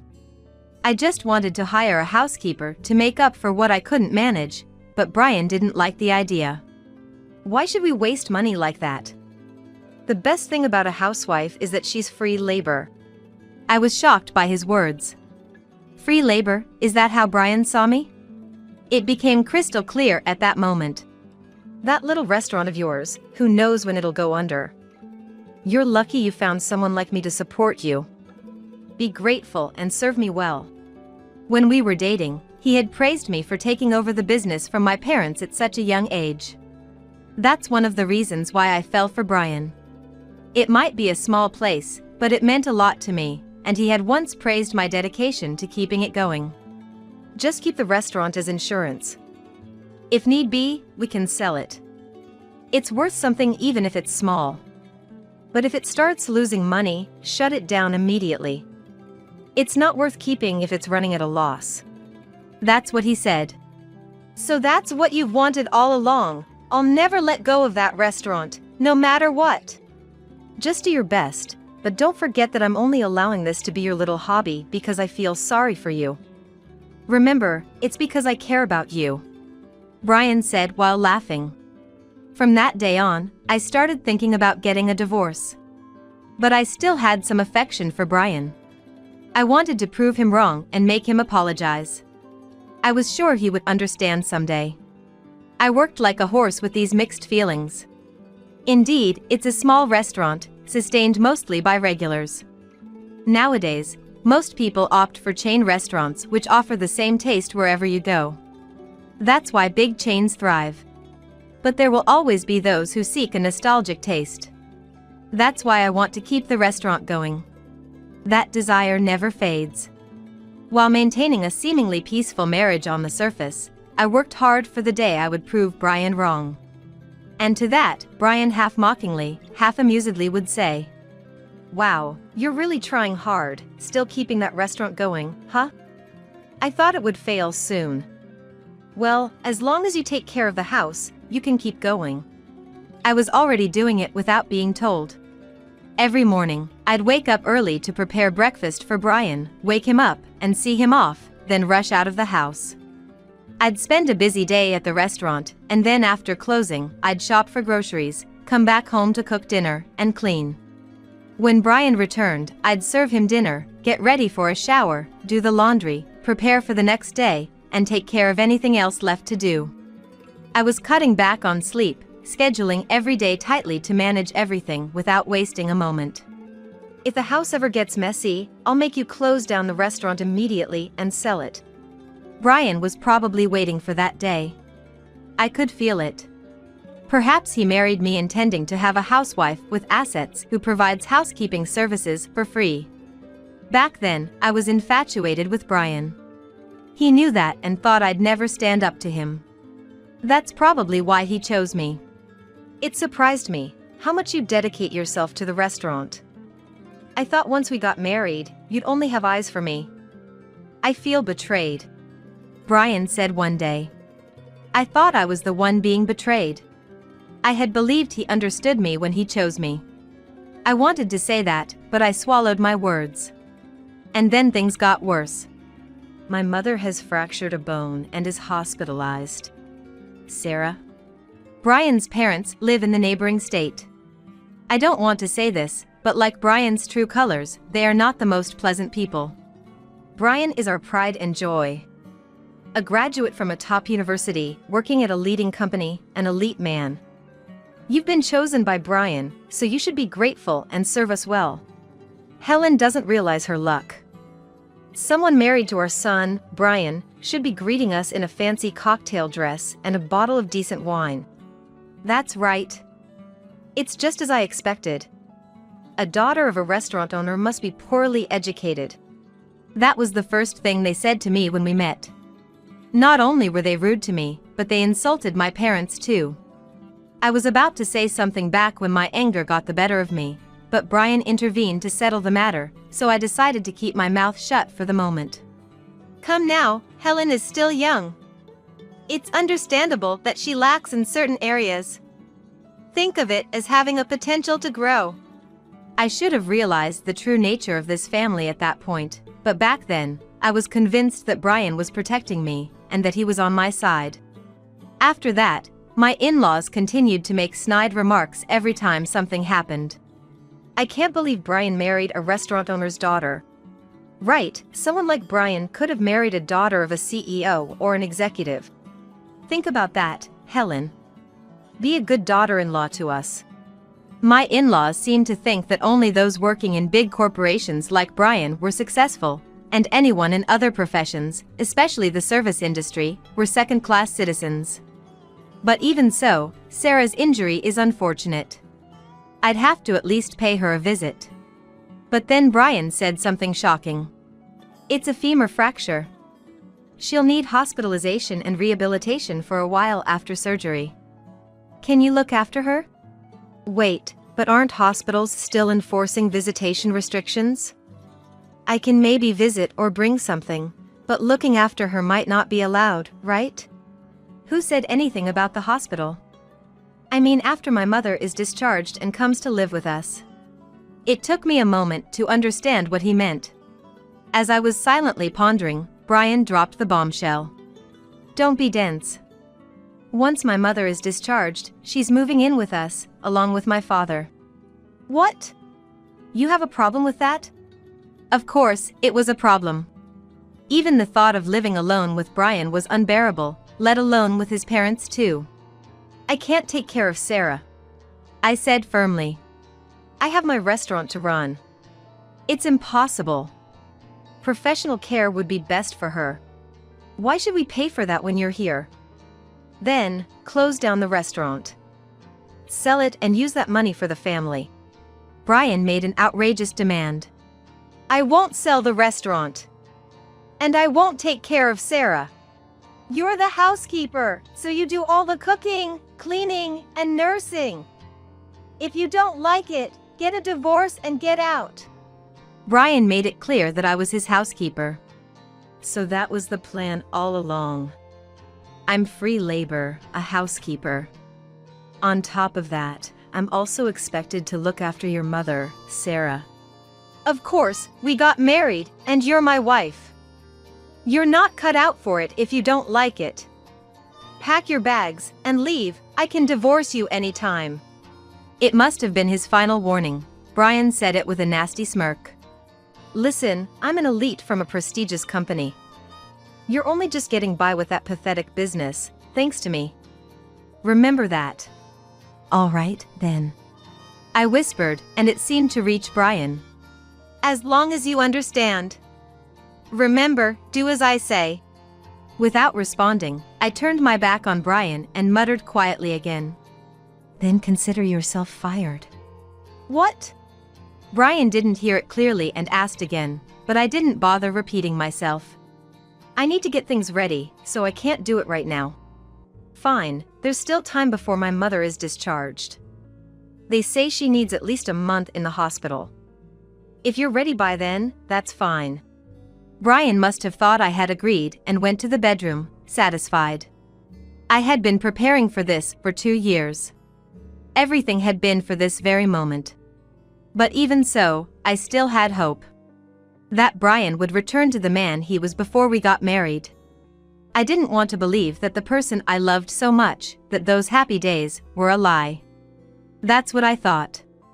But all my hopes were shattered. I had to make up my mind. I was ready. Hello, it's Helen. No, it didn't work out. It can't be helped. Let's take action. I made a call to someone, ready to move forward. A month later, an article made it to the front page of the economics section of the newspaper. The story was that the food manufacturer for which Brian worked for was about to be acquired by a restaurant group in a large stock buyout. What the hell is this? In frustration, Brian yanked the newspaper from side to side, tearing it in half. This is a joke.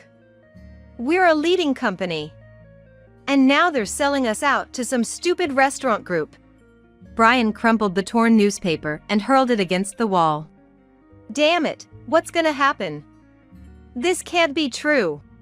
Brian turned on the TV as if waking from a nightmare, only to see the same news. It seemed the acquisition was real. Damn it, how did it come to this? Brian slumped down on the sofa and ruffled his hair in frustration. There's nothing we can do about what's already happened. Here, take this. What's this? Brian looked at what I offered him and his eyes widened in shock. He seemed very surprised. What is this? It's a divorce petition. I can see that. What the heck do you think you're doing giving me this? Brian crumpled the divorce papers and threw them too. That too, after the newspaper? No matter how much you crumple it, nothing will go back to how it was. Why do you want a divorce? I demand an explanation. Are you kidding? Have you forgotten? You're the one who mentioned it. Brian went silent, likely remembering his own words. I won't take care of Sarah or live with your parents. If you don't like it, get a divorce. Those were your words, right? I did say that. But well, I was bluffing, thinking you wouldn't listen to me otherwise. So it was a threat. Brian didn't respond. I married you because I loved you. I trusted you. But you deceived me and betrayed me repeatedly. That's why I've decided to get a divorce.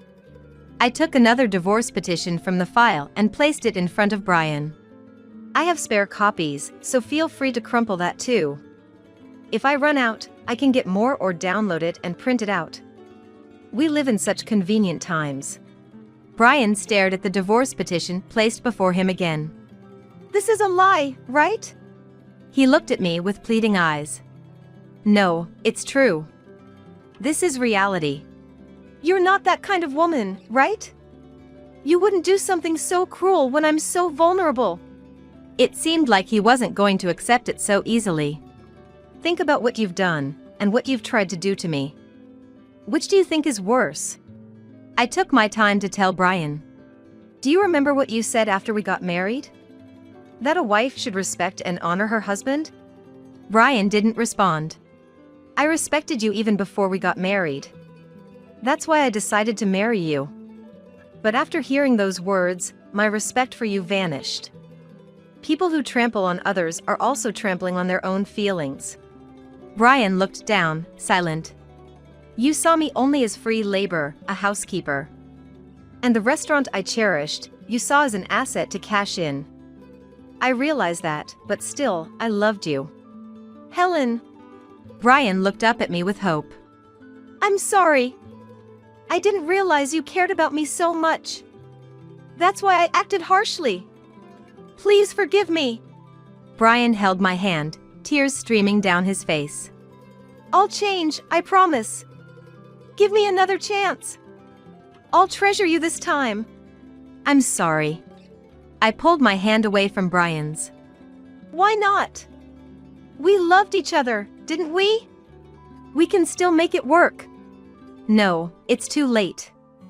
I've lost all faith in you. That's why I decided to acquire your company. What? Brian looked at me, bewildered. The big restaurant group that acquired your company, with 1,900 full-time employees, I'm the president of that company. Unfortunately, I'm letting you go. No, this isn't the time for jokes. What are you talking about? Have you lost your mind? Brian half laughed, but it was the truth. Never mind that for now. Here, take this. Brian took the envelope I handed him with confusion, then screamed in disbelief as he checked the contents. What's this? It was evidence of Brian's affairs. There were documents from a private investigator and numerous photos. A female employee in the secretarial department, a subordinate's wife, a recent college graduate, a woman from a business partner, a girl from a club, and who else? The list was astonishingly long. Brian is attractive.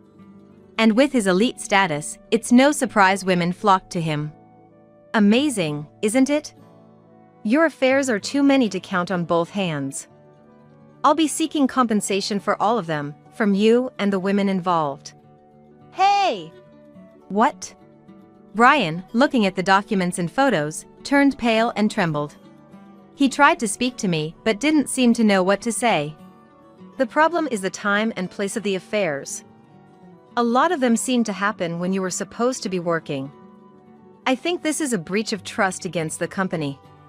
A lot of them occurred when he was out of the office on business during working hours, making sales rounds, on business trips, and entertaining clients.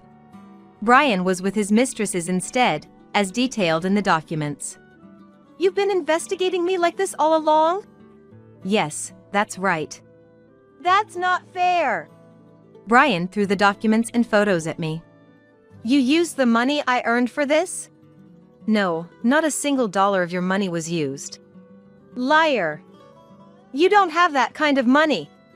Brian, being an elite, had a high salary. He saw me as free housekeeping labor, but he did contribute financially to the household. You know I'm the owner of a restaurant, right? Yeah, that near bankrupt one.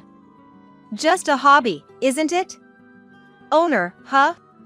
Ridiculous. It's true that if you look at the finances alone, the restaurant doesn't seem that prosperous. But there's more to it. I told Brian the whole truth. That restaurant was for gathering information. I was researching the current trends, what sells, and things like that.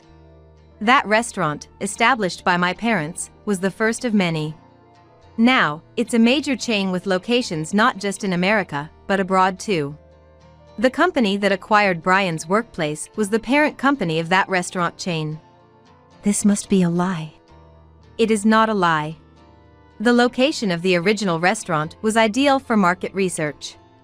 The first restaurant thrived mainly due to my father's skills. But the reason we could expand was due to understanding customer preferences. You never talked about your family business like this before. You tricked me. I didn't trick you. I just didn't tell you. When I started dating Brian and considering marriage, my father advised me to wait and see. In hindsight, my father saw through your true nature. He said to tell you if you didn't change after our marriage. Back then, I would have married Brian regardless of his opposition. That's why my father had said such a thing. And what I told Brian when we married wasn't a lie. My father was ill and struggling to continue working.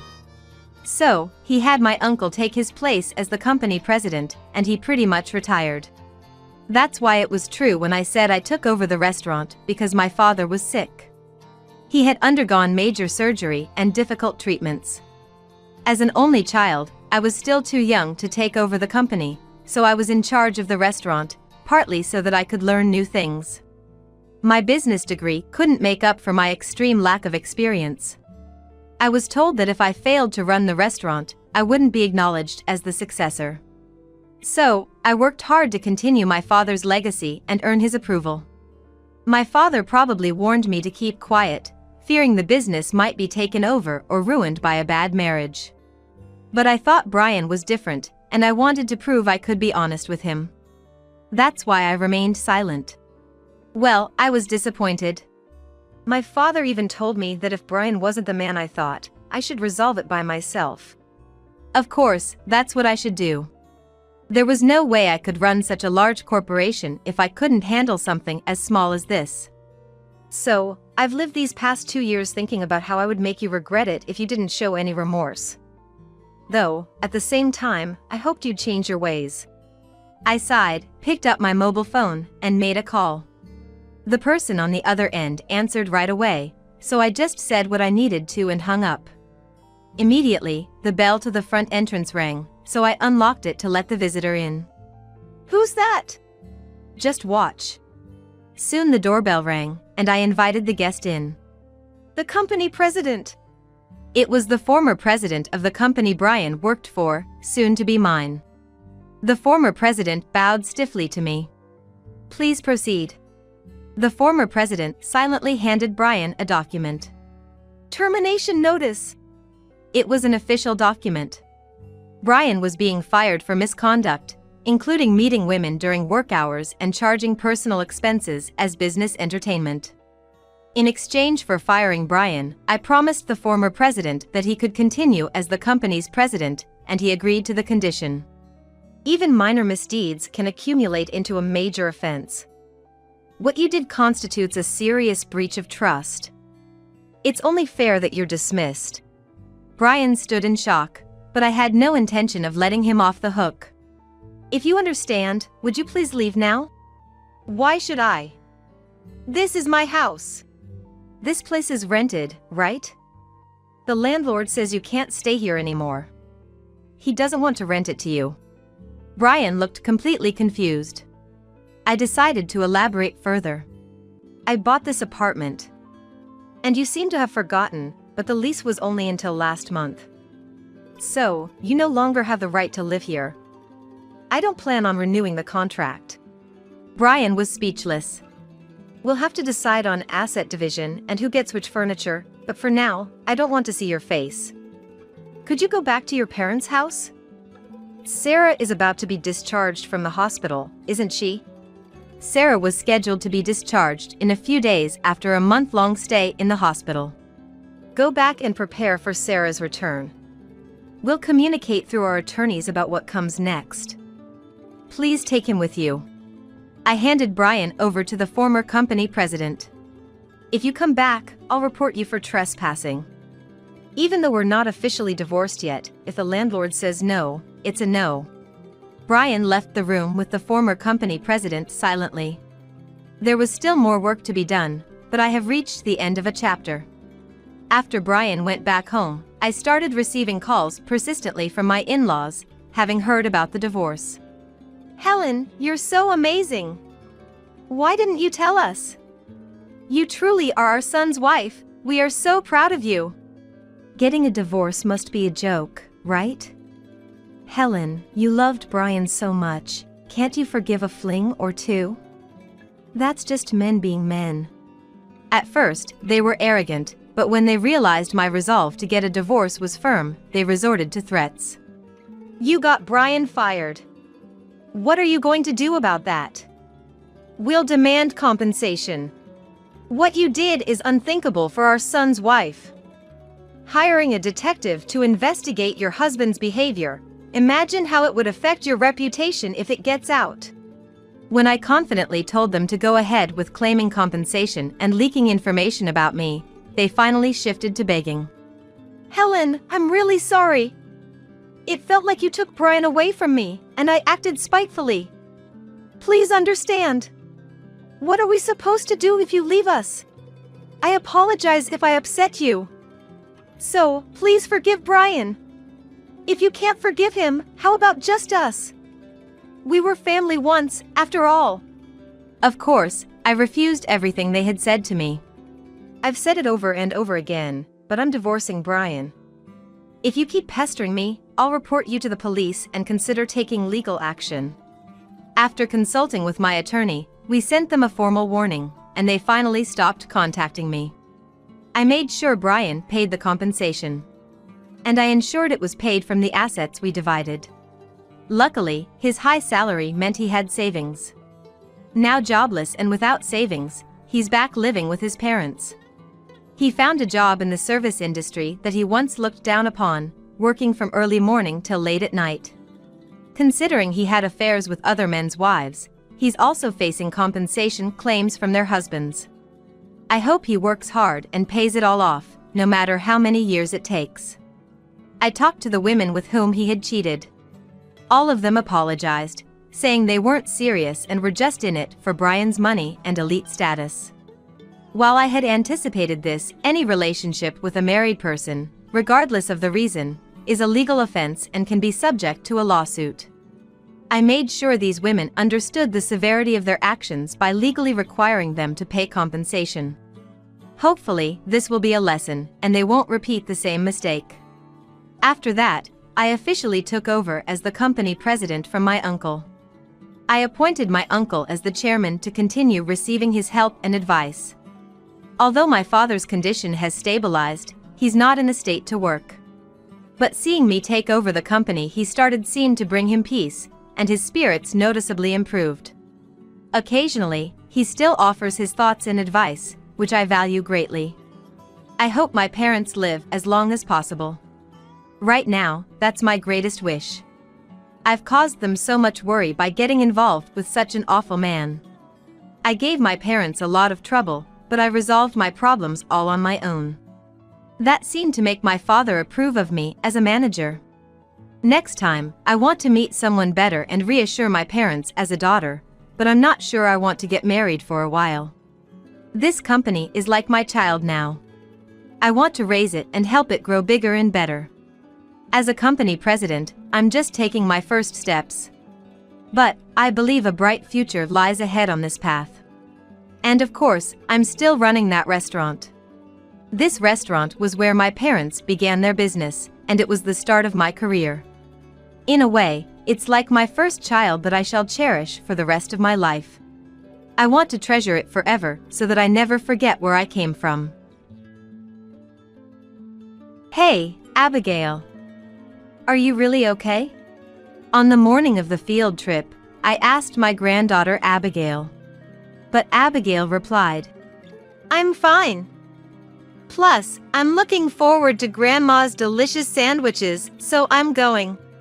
And left the house earlier than usual. I watched Abigail head to school with a prayerful heart. I hope it ends up being a fun day. I couldn't help but wish. But my wish didn't come true. Just 30 minutes later, the worst happened. Abigail! What happened? When I opened the door, there stood my granddaughter, who had supposedly left for the field trip earlier, crying with her backpack covered in mud. Then, look inside, she said, offering the backpack filled with a ton of trash.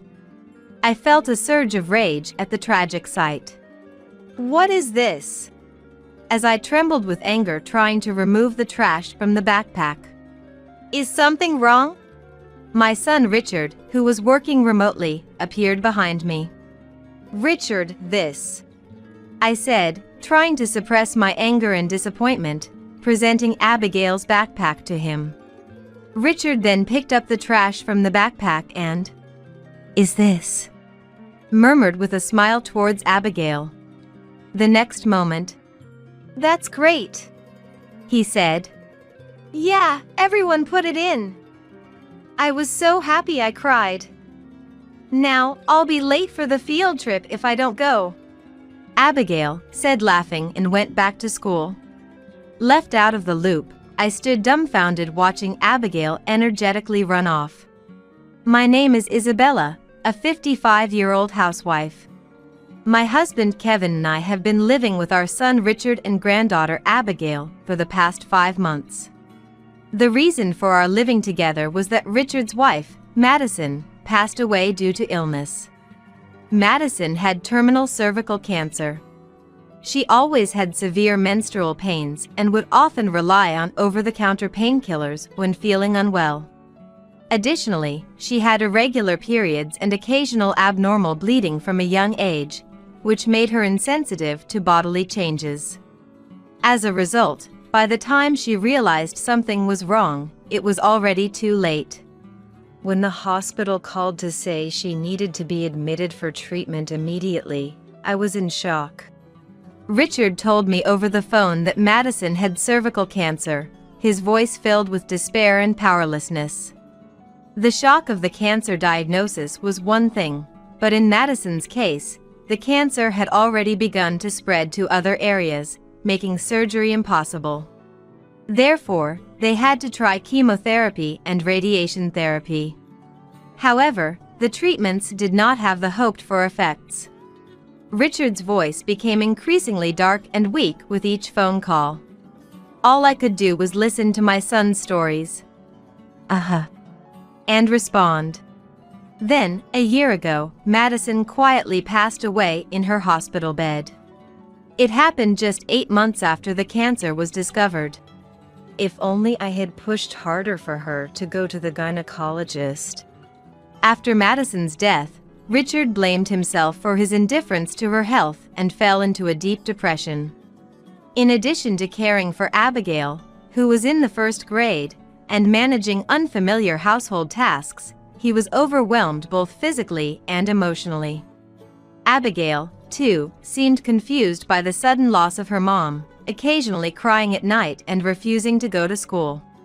My husband and I wanted to encourage and support them, so we suggested living together. Initially, Richard was hesitant, but he said, "Having someone always at home might make Abigail feel safer," becoming more open to the idea. However, Richard had one major concern about living together. It was that Abigail would have to transfer schools as we moved in together. Richard worried that transferring schools, especially while grieving Madison's death, would be too much of a psychological burden for Abigail.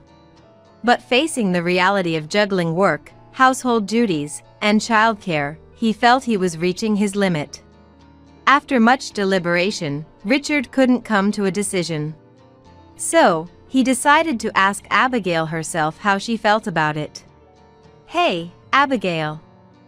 Grandma and Grandpa said they'd like us to live with them at their house. What do you think?" Live at Grandma and Grandpa's house?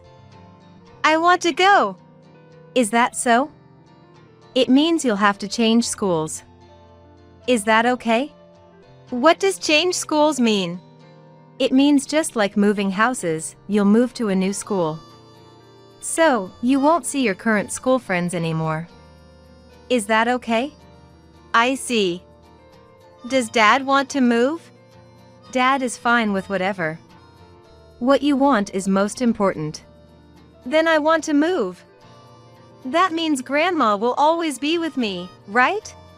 Yes, both Grandma and Grandpa will be with you always. So, let's start preparing for the move, okay? Abigail nodded strongly in agreement to Richard's final confirmation. Thus, my son's family came to live with us. Later on, I learned that Abigail decided to move for Richard's sake. Dad looks so busy with work every day, and he seems really busy with things like my homework and meals. So, I thought it would be easier for Dad if Grandma and Grandpa were with us. When Madison was in critical condition, I had stayed at Richard's house and took over all the household duties. It seems Abigail thought that living with us would reduce Richard's burden based on that experience. Both my husband and I were deeply touched by Abigail's kindness. And so, in place of busy Richard, we gave all our love and time to Abigail. Perhaps because of our efforts, Abigail, who was initially quiet and reserved after moving, gradually began to regain her former brightness. Still, sometimes she would look sadly at classmates chatting happily with their moms during shopping trips or school events. Even if she's putting on a brave face, it must still be hard for her. At that moment, I resolved to do anything I could for Abigail's smile. One day, while shopping at a nearby supermarket, a woman around Richard's age approached me. "Hello. You're Abigail's grandmother, right? I'm the mom of Scarlett, who's in the same class. My daughter always talks about how kind you are." This woman, who introduced herself as Elizabeth, approached me with a strong perfume scent and a forced smile. I recognized her face, so I knew immediately she was a parent from the same class. However, I didn't have a very good impression of Elizabeth. The reason is, when I attended a school event in place of Richard, Elizabeth and other moms would look at me and Abigail and laugh, sharing rumors. I thought it might be a misunderstanding at first, but the same happened even when Richard attended. I thought she was quite rude. But since we were just classmates' parents and didn't interact much, I decided not to worry about it. Being unexpectedly approached by someone I was not comfortable with. What should I do? I'm not very fond of this person, I thought to myself. But thinking of her as my granddaughter's mom, I decided to continue the conversation for a while. Elizabeth then stood in the middle of the supermarket aisle and suddenly started bragging about her family. I can't give you details because it's personal, but my husband is a rising star in a big corporation. So, he earns more than most people. And he's trusted so much by his boss that he's about to get promoted. Is that so? Congratulations. Plus, my daughter is academically excellent and popular in her class. She was even scouted to be a kids model. That's impressive. I should be going soon. Thinking it wasn't a conversation worth blocking the supermarket aisle for, I attempted to leave. Then Elizabeth Just listen till the end, I'm not finished. raised her voice suddenly. Taken aback by her abrupt change, I involuntarily stopped. This is why I hate dealing with old people. Anyway, what I'm saying is, your granddaughter is a bad influence, so I'd appreciate it if she didn't associate with my daughter anymore. Eh? What do you mean? Abigail's mom died from an illness, right? It's really sad for Abigail, left behind. She still looks sad sometimes. It's like she's spreading unhappiness? Like a walking misfortune? What are you trying to say? Basically, Abigail's presence is bothersome. What are you talking about? It's a critical time for us. My husband is up for a promotion. So, I've told my daughter not to hang out with Abigail, to avoid catching her bad luck. But Abigail keeps following her around, and it's causing us trouble. Please tell her off firmly. Elizabeth said that and disappeared into the crowd at the supermarket with a snide smile. I was left standing there, stunned by the cruel content of the conversation and the unexpected event, unable to retort. That evening, when my husband Kevin came home, I told him about what happened at the supermarket. So, that happened. Maybe Abigail is having a hard time at school? What should we do? Call the teacher? Oh, should we consult with Richard first? Isabella, calm down. Did any other parents say something like this? Eh? No, this was the first time. Then let's just talk to Richard and observe a bit more. We don't want to make a fuss and make Abigail feel worse, right? But to be told such things? She must be suffering at school. At least, let's ask about how things are at school. Okay? All right, calm down. I'll bring it up during dinner tonight and see how things go from there. Is that okay? Yes, please. My husband reluctantly agreed, understanding my feelings. I really wanted to ask Abigail directly. But upon reflection, I might press her too much out of concern if I were to ask. Thinking this, my husband seemed more suited to calmly handle the conversation this time. That night, dinner was just the three of us, as Richard came home late from work. Abigail helped with dinner as usual and enjoyed my cooking, saying it was delicious. From her behavior, it was hard to believe she was having a hard time at school. Maybe she's hiding it so we won't notice. For the first time today, I doubted Abigail's actions. And as the meal was coming to an end, I signaled my husband. He cleared his throat and casually asked Abigail, How's the new school?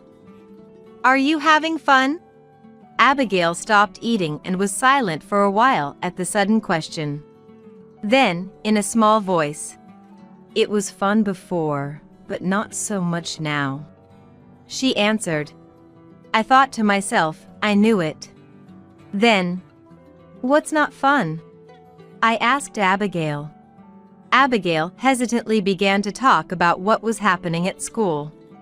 Scarlett suddenly said she didn't want to play anymore. She said we couldn't be together during break or when going home from school. According to Abigail, Scarlett had suddenly started ignoring and avoiding her about a month ago. And because of that, other classmates also began to act distant towards Abigail. Why doesn't Scarlett want to play with you anymore? Did you ask her why? My husband also asked Abigail, sounding concerned. But it seems Abigail herself couldn't think of any reason. Maybe everyone hates me now? Abigail muttered, then cried with big tears rolling down her cheeks. I may have underestimated how serious the situation was.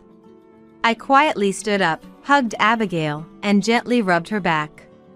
Then, Richard came home. Surprised by the sight of Abigail crying, my husband explained the conversation during dinner. Richard, somehow very calm, knelt down to match Abigail's gaze and said, "It's okay, Abigail. No matter what, the three of us will protect you." He gently stroked Abigail's head. Then, standing up, he said, "Dad, can I talk to you for a sec?" And called my husband to another room to start a discussion. Probably about what to do next. Abigail, perhaps touched by Richard's words, began to cry loudly, releasing her pent-up feelings. I held her, letting her cry until she felt better. And strongly wished that these sad tears would only be for today. A few days later, Abigail brought home a letter about an upcoming field trip. The timing is terrible, knowing she's not getting along with her friends and now a field trip. The moment I read the letter, I imagined Abigail being alone on the field trip. And remembered the big tears from a few days ago, feeling my heart was about to burst. Hey, Abigail. Just in case, if you don't want to go on the field trip, you don't have to force yourself. I shared my thoughts with Abigail before consulting Richard or my husband. I knew it was important to discuss as a family, but I couldn't help worrying about Abigail. Then, after a moment of silence, Abigail said, "I'm okay. I want to go on the field trip because I want to eat Grandma's sandwiches," and answered with her usual bright smile. That night, Abigail excitedly told her dad and my husband about the field trip. Both smiled and said, "Sounds fun." But I couldn't shake off my worries. So, on the morning of the day, "Hey, Abigail. Are you really okay?" I asked again. However, Abigail said, "I'm okay. Plus, I'm looking forward to Grandma's delicious sandwiches, so I'm going," and left the house earlier than usual. I watched Abigail head to school with a prayerful heart. Please, let it end as a fun day. But my wish did not come true. Just 30 minutes later, the worst happened. The doorbell rang and I rushed to the front door in a panic. "Abigail! What happened?" There stood my granddaughter, who had supposedly left for the field trip earlier, crying with her backpack covered in mud. Then, "Look inside," she said, offering the backpack filled with a ton of trash. The leisure sheet we folded neatly together the night before, the field trip guidebook we colored cutely, and the sandwiches I made that morning were all buried under the trash and not visible. I felt a surge of intense anger at the tragic sight. "What is this?" As I trembled with anger trying to remove the trash from the backpack. "Is something wrong?" My son Richard, who was working remotely, appeared behind me. Despite everything, Richard was worried about Abigail too. Unusually for him, he had said, "I'll work remotely today," and stayed in the living room from the morning to keep an eye on Abigail. And after Abigail left, he seemed restless and couldn't concentrate on his work. Richard must have been hoping that Abigail would enjoy the field trip and return home happily. But instead, this happened. "Richard, this," I said, trying to suppress my anger and despair while presenting Abigail's backpack to him. Then Richard picked up the trash from the backpack and, "Is this?" murmured with a smile towards Abigail. The next moment, "That's great," he said. I was confused by Richard's incomprehensible behavior, almost raising my voice in confusion. However, Abigail, just like Richard, laughed and said, "Yeah, everyone put it in." I was so happy I cried. "Now, I'll be late for the field trip if I don't go," and went back to school. Left out of the loop, I stood dumbfounded watching Abigail energetically run off. Richard then told me, We've taken care of it, it's going to be okay now. And smiled gently before going upstairs. My head was still full of unanswered questions. But I didn't want to disturb Richard while he was working, so I silently started to clean up the dishes in the living room. I don't really understand, but I'm just glad Abigail could smile. At that moment, I was happier to see Abigail's smile than to resolve my own questions. Since Richard said, "It's going to be okay," I thought I could talk to him later at leisure. I felt a sense of relief for the first time in days and felt lighter. After finishing the chores, I unusually dozed off on the living room sofa. When I woke up, it was an hour before Abigail's return. "Oh no! I slept so much. I have to do the laundry, prepare the bath, and make dinner." I hurried to finish the chores and was preparing dinner when, as expected, Abigail returned home. As usual, the doorbell rang. And I responded with, "Coming." But the scene displayed on the screen made me tense up again. There was a man with a regretful face, a girl who looked like she might start crying any moment, and Elizabeth with a very unhappy face. In a panic, I called for Richard upstairs. Surprised but calm, Richard first opened the door and warmly welcomed Abigail. "Welcome back." With a smile. Abigail returned the smile just like in the morning. "I'm home," she answered and jumped into Richard's arms. Watching Richard and the others. "Nice to meet you, I'm Scarlett's dad." May I have a moment of your time?" The unfamiliar man spoke in a weak voice. Richard quietly responded, "Please, come in," and welcomed the three of them to the entrance. Indeed, this man was Scarlett's dad, and the girl was Abigail's classmate, Scarlett. Upon entering, Scarlett's dad immediately started to apologize deeply. "I'm truly sorry for my wife's disgraceful actions that deeply hurt your daughter." Next to him, "I'm sorry, Abigail." Scarlett also tearfully apologized. Scarlett's dad then continued to explain the situation. It turns out Scarlett was popular among her friends, and Elizabeth took pride in that. However, when Abigail transferred to the school, she quickly became the center of attention in the class. Scarlett didn't mind this and would often talk about Abigail to Elizabeth. Elizabeth then said, "Just because she's a transfer student, she's getting too much attention. Using the fact that she doesn't have a mom to garner sympathy from everyone, what a mean girl. Scarlett is the star of the class. I'll make sure she realizes that." And she told Scarlett, "Listen, Scarlett. Abigail is actually a very mean girl. You shouldn't hang out with her. Make sure to tell this to your classmates too and suggest that everyone stops playing with Abigail. Got it? You can do it, right?" I really wanted to keep playing with Abigail. But if I broke the promise, Mom would punish me. Scarlett clung to her dad's arm and earnestly shared her feelings. It later turned out that the punishment Scarlett mentioned involved Elizabeth hitting her on the head, back, or buttocks. Scarlett was just scared of the punishment and had been following Elizabeth's orders. Elizabeth, who had been controlling Scarlett through violence, didn't expect what happened next. Not a single one of Scarlett's classmates accepted her suggestion. Instead, wanting to cheer up Abigail, who was mourning her mom, they secretly collected empty snack boxes with points for Abigail's favorite character merchandise. Unaware of this, Abigail had been concerned about her classmates whispering and hiding things from her. A few days ago during dinner, "Maybe everyone hates me. That's why," she tearfully told us. But in reality, Abigail wasn't disliked by anyone. On the contrary, the kids had come up with the idea to surprise her with gifts on the field trip day.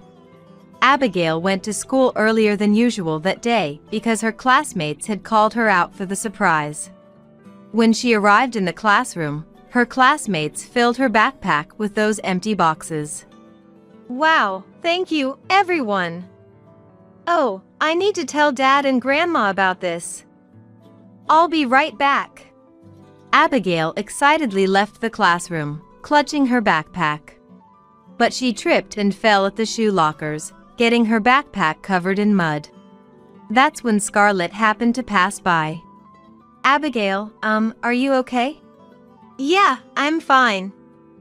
I'm just going to go home for a bit. A forgotten item? No, look, isn't it amazing? Scarlett remembered the classmates' surprise gift upon seeing inside Abigail's backpack. I'm going to show it to Grandma and Dad. Seeing Abigail's beaming smile, Scarlett wanted to do something for her too. So she said, "Oh, wait. You're hurt, so let me put this on you," and offered to put her cherished character Band-Aid on Abigail's knee. Really? Isn't this your treasure? It's okay. Because Abigail is an important friend. Thank you. I'll rush over and show you, or else we'll be late for the field trip. On her way home, Abigail seemed moved by everyone's kindness, tears overflowing. I saw Abigail, muddy backpack and all, crying, and thought she had a terrible time at school. But to think such a wonderful thing was happening. Both Richard and I were moved by this wonderful event and found ourselves in tears. Scarlett really loves you.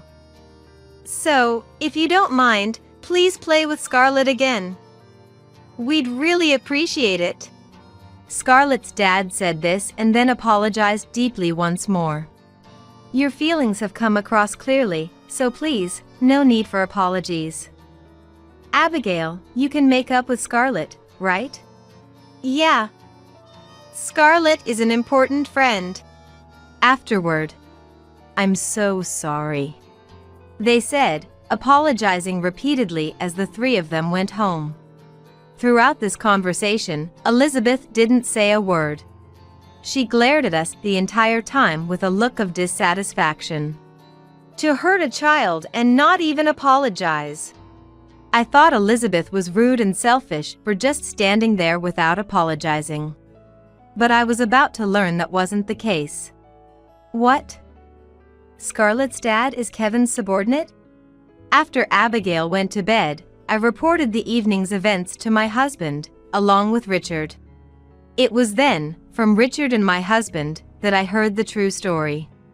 According to Richard, the realization that Scarlett's dad was my husband's subordinate came from a casual conversation at a school event. But thinking it would be awkward to bring it up, he decided to let it go. Dad's job and me are entirely separate. But when it comes to Abigail, it's a different story. A few nights before, after seeing Abigail in tears, Richard told my husband about Scarlett's dad. The next day, my husband called Scarlett's dad to discuss what had happened. Scarlett's dad promptly checked the facts with Elizabeth and Scarlett. And upon finding out my husband's story was true, he rushed to finish his work and came to our house to apologize. So that's why Elizabeth was glaring. But it turns out she's decent after all. He's very serious and trustworthy, both in his work and character. Maybe even too serious. We'll have to support him, as it might get tough from here on. Just as my husband had secretly predicted, Elizabeth and her husband ended up divorcing soon after. However, since Elizabeth was a housewife, if you want a divorce, you'll need to ensure my lifestyle. And I'll never give up Scarlett's custody. I need $5,000 a month for living and child support. If you can't pay, no divorce. She demanded unreasonable conditions. Scarlett's dad consulted a lawyer and began gathering evidence to make the divorce favorable for him. It then came to light that Elizabeth had been cheating with a man she met on a dating app. Elizabeth was obsessed with her affair partner, But suddenly, she could no longer contact him. After being blocked from messaging and calls, Elizabeth was always irritated.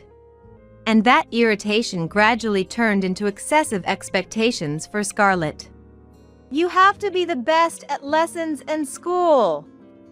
If you fail, there will be consequences. Scarlett worked hard and diligently met Elizabeth's expectations. Yet, Elizabeth continued to punish her for unreasonable reasons regularly.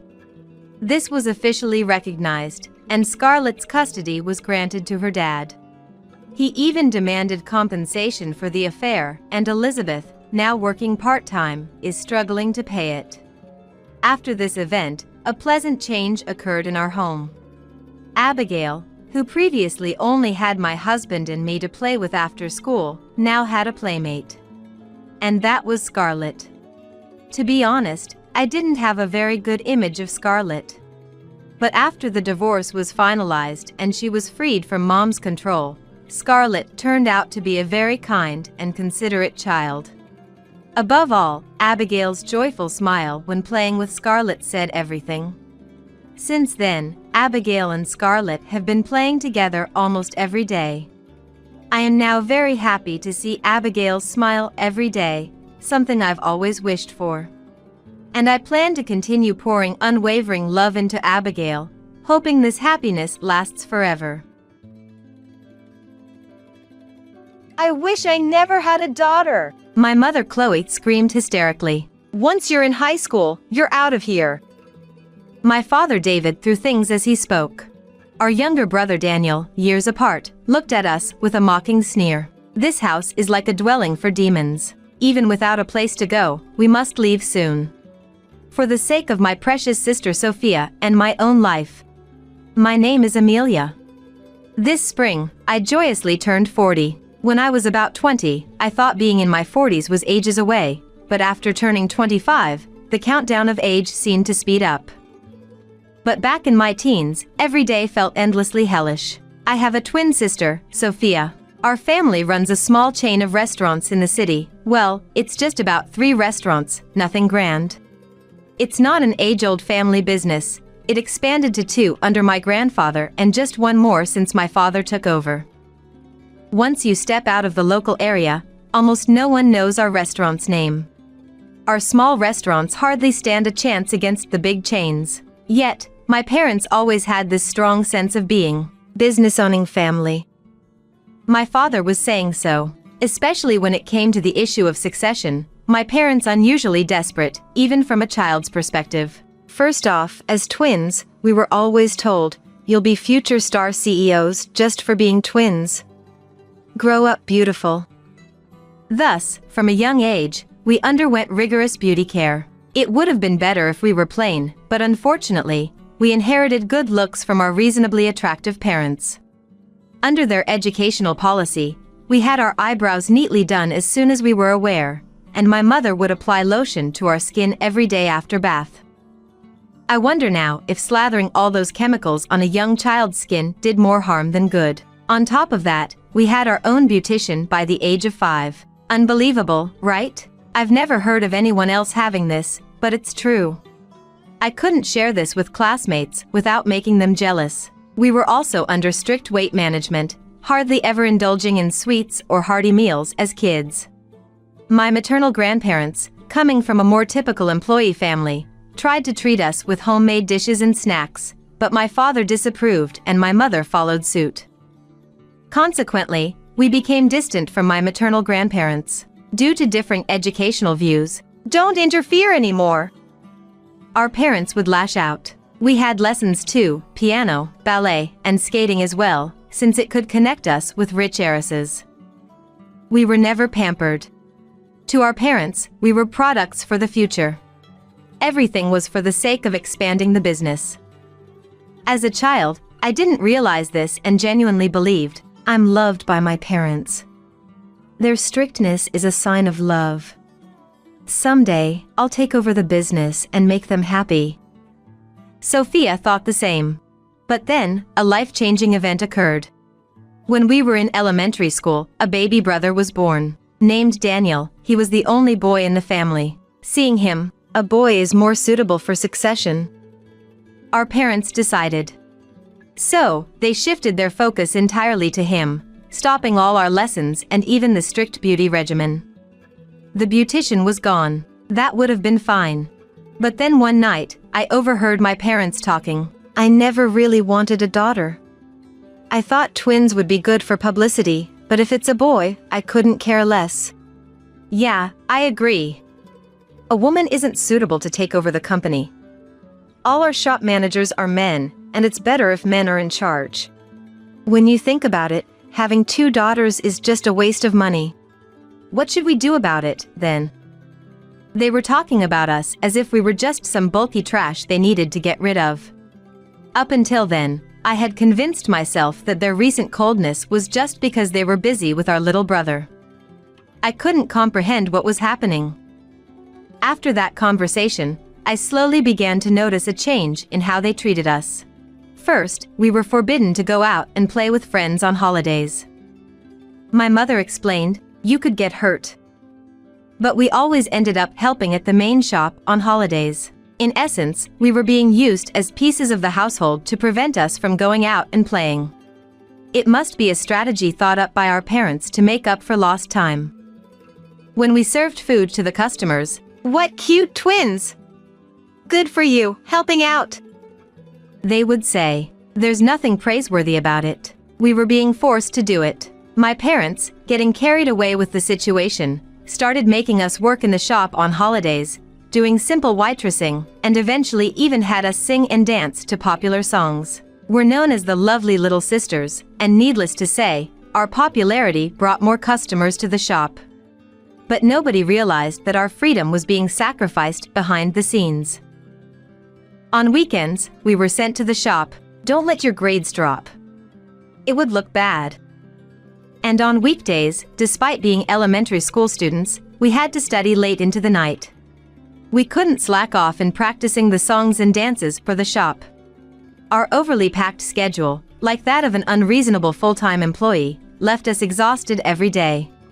Perhaps due to fatigue, or maybe stress, our adolescent bodies, despite not eating much, started to gain weight easily. Once our parents realized we were of use to them, they became fussier about our appearances. "Make sure you manage your weight," they would say, giving us mostly vegetables, typical of what a model would eat.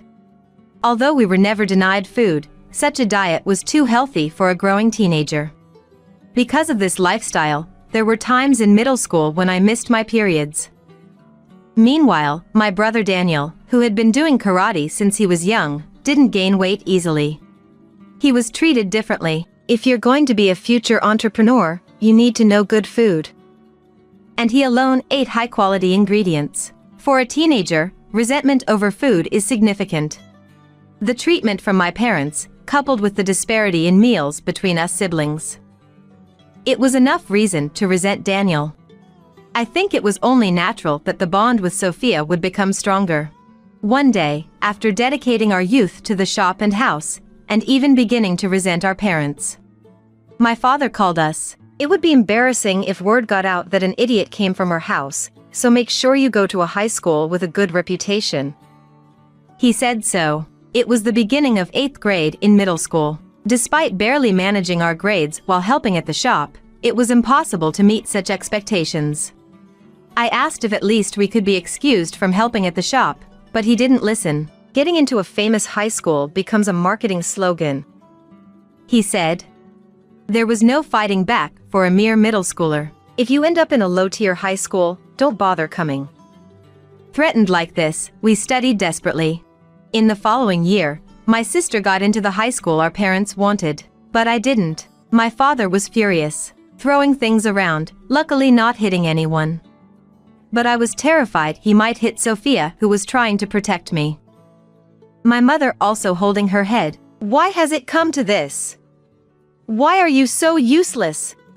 hysterically yelled. It was like a scene from hell. Was it my fault for not getting into high school? Wasn't my effort worth recognizing? Only Sophia, who understood me, hugged and cried with me. Daniel, resembling our father, looked down on me as if to say, "That's why women are." It was infuriating. "Why do you have to mess up my life?" My father said, if anyone was messing up a life, it was my parents messing up ours, but I couldn't say that. Enough. The family heir is a man. We don't need women.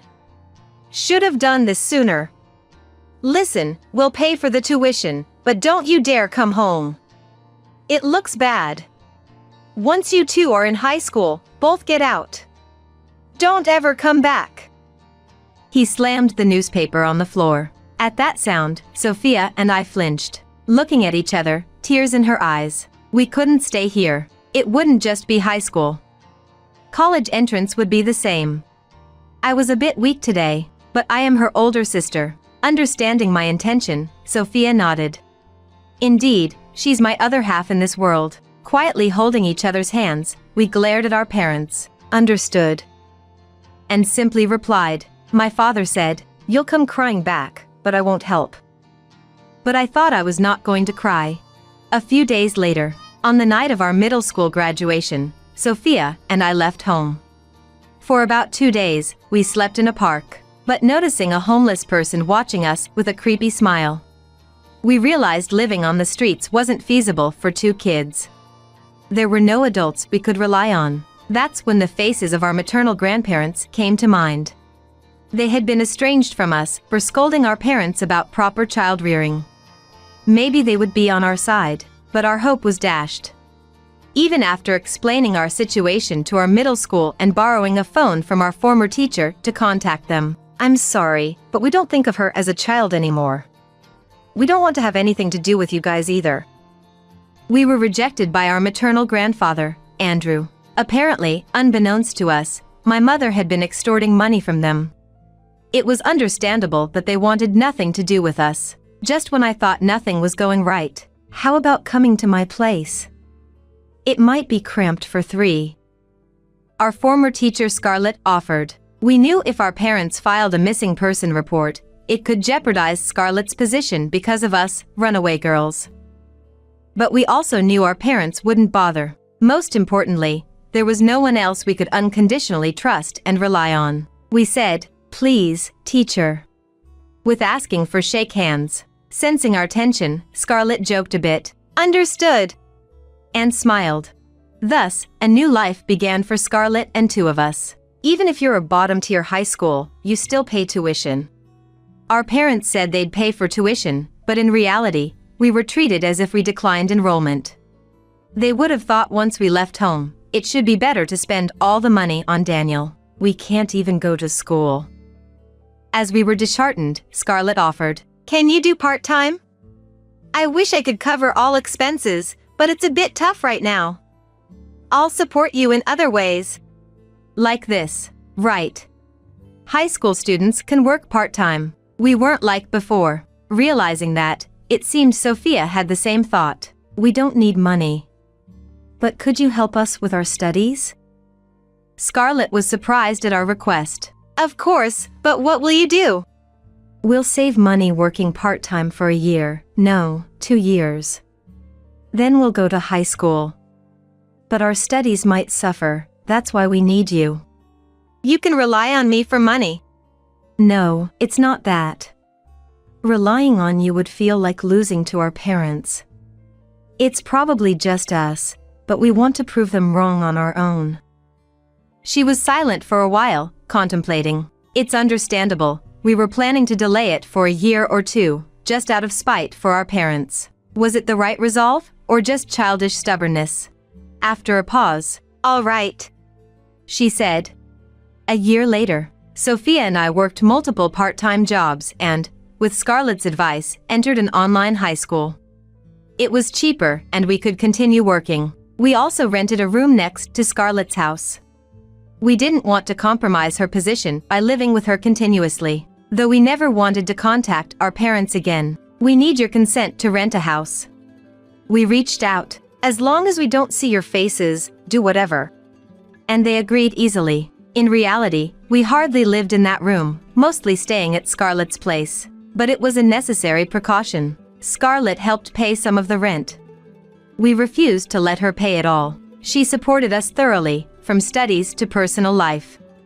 Though she was in her 20s and more of a sister, she had become our mom. Thanks to her, we graduated from high school and, despite a delay of about 2 years, made it to a fairly prestigious university. The support from Scarlett was invaluable. At university, Sophia and I had another goal besides graduating. That's why we attended university. That was starting a business. To gain the knowledge and qualifications needed, every day was filled with part-time work, not easy, but we were determined. 3 years after graduating, we finally opened Cafe and Bar ANS Delightful, serving coffee, sweets, pizza, and sandwiches during the day, and alcohol in a stylish setting at night. Cafe and bars weren't as common then, but it caught on, and within 5 years, we opened a second location. We did it, Amelia. Yes, we did. Sophia. We had been betting everything on this second shop long before it opened. Our plan was to establish credibility and confidence, then open this shop near our parents' restaurant. Because that's what I had decided. By chance, a property became available right across from their most cherished third shop, allowing us to open our second shop. It was the start of a delightful revenge, not that we were doing anything special. We simply welcomed customers every day with all our heart. But our shop, run by the beautiful sisters, was already quite popular from our first location. Rumors spread that the popular sisters were temporarily at the second location. The place quickly filled up. Within 2 days of opening, we surpassed our sales goal, a complete success. Naturally, word got to our parents' restaurant. On the 7th day after opening, They're mocking us. our parents stormed into our shop during business hours. Exactly as we expected. The shop was buzzing. Some customers whispered, "Isn't that the owner of the shop over there?" Sophia and I, smiling, faced our father. "Please, quiet down, customer," calmly said. Don't joke with me. What's this about? Why open a shop near mine? So selfish. Our customers are decreasing because of here. Sly and unbecoming. Their words made us burst into laughter. Where we set up shop is our choice, as long as we pay the rent, right? We're not joking around. Exactly. Calling us sly and unbecoming. Please don't spout such vulgar words in front of the customers. Our overly calm only aggravated them more. After all, they had us working in customer service since we were kids. Controlling our emotions like this was easy. Then, What an attitude towards your parents. our father shouted, the shop stirred. Parents? What, a family feud? Curious and confused glances turned towards us. Parents? You mean the ones who forced us to work in their shop as children and threw us out for not getting into the high school they wanted? Considering parents as those who treated their child as a product, enforcing weight control and stealing freedom? Our words caused a murmur among the customers. That's terrible. Or, so that's the kind of person he is. I hear words like, some customers, who knew us from childhood, that place has been strange since they had a boy, commented. Our parents, realizing the tense atmosphere, turned pale. No. That's not it. These girls are just rebellious. We only had them help in the shop for social learning.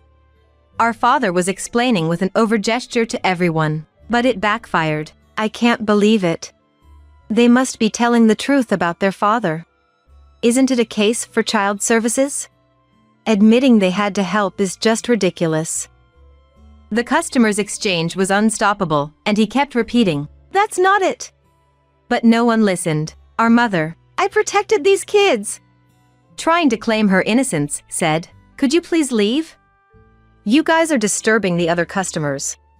I said, attempting to escort them out when suddenly, Shut up. our father raised his fist at me. I instinctively shrank back. Then, Stop it. an elderly man, who had been quietly enjoying his sandwich and coffee, intervened. Enough. How embarrassing. You two are disturbing people's meals. Get out. Other customers joined in. That's right, get out. I got a call asking me to leave. What is it? Angry, our parents were quickly escorted out by a burly customer. He whispered something in their ears, turning their faces pale, and they never came back in. The shop erupted in applause. You all had it tough. We support you. Keep going. Encouraged by these kind words, we said, It's good to have a shop. That's what I thought from the bottom of my heart. Later on, our shop became the talk of the town after the incident with our parents, leading to the closure of all 3 of their shops. It turns out, the elderly man who saved me from our father's punch was our neighbor. His spreading of the incident branded their chain as run by a violent manager, causing a loss of popularity. While their customers dispersed, many became our regulars, liking our shop, thanks to the elderly man. With our parents' business gone, Daniel, who had been groomed as the successor, was lost. He blamed us for his ruined life and wreaked havoc at home, giving our parents a hard time. Soon after, our mother called, pleading to at least employ him in our shop. Of course, we politely refused. Our shop, run by beautiful sisters, only hires beautiful-hearted people. We had no room for a brother like our father. By the way, both Sophia and I got married in our mid-30s. Continuing the business. Due to the twins, we both fell for the same customer inadvertently. Just as we braced for a sibling rivalry, it turned out they were twins too. They never came together, so we never realized. Each thinking, he seems slightly different today. Luckily, Sophia liked the older brother, and I liked the younger one, so crisis averted. Thanks God. Now, the shop is a family business, involving our husbands. Our children are not twins though.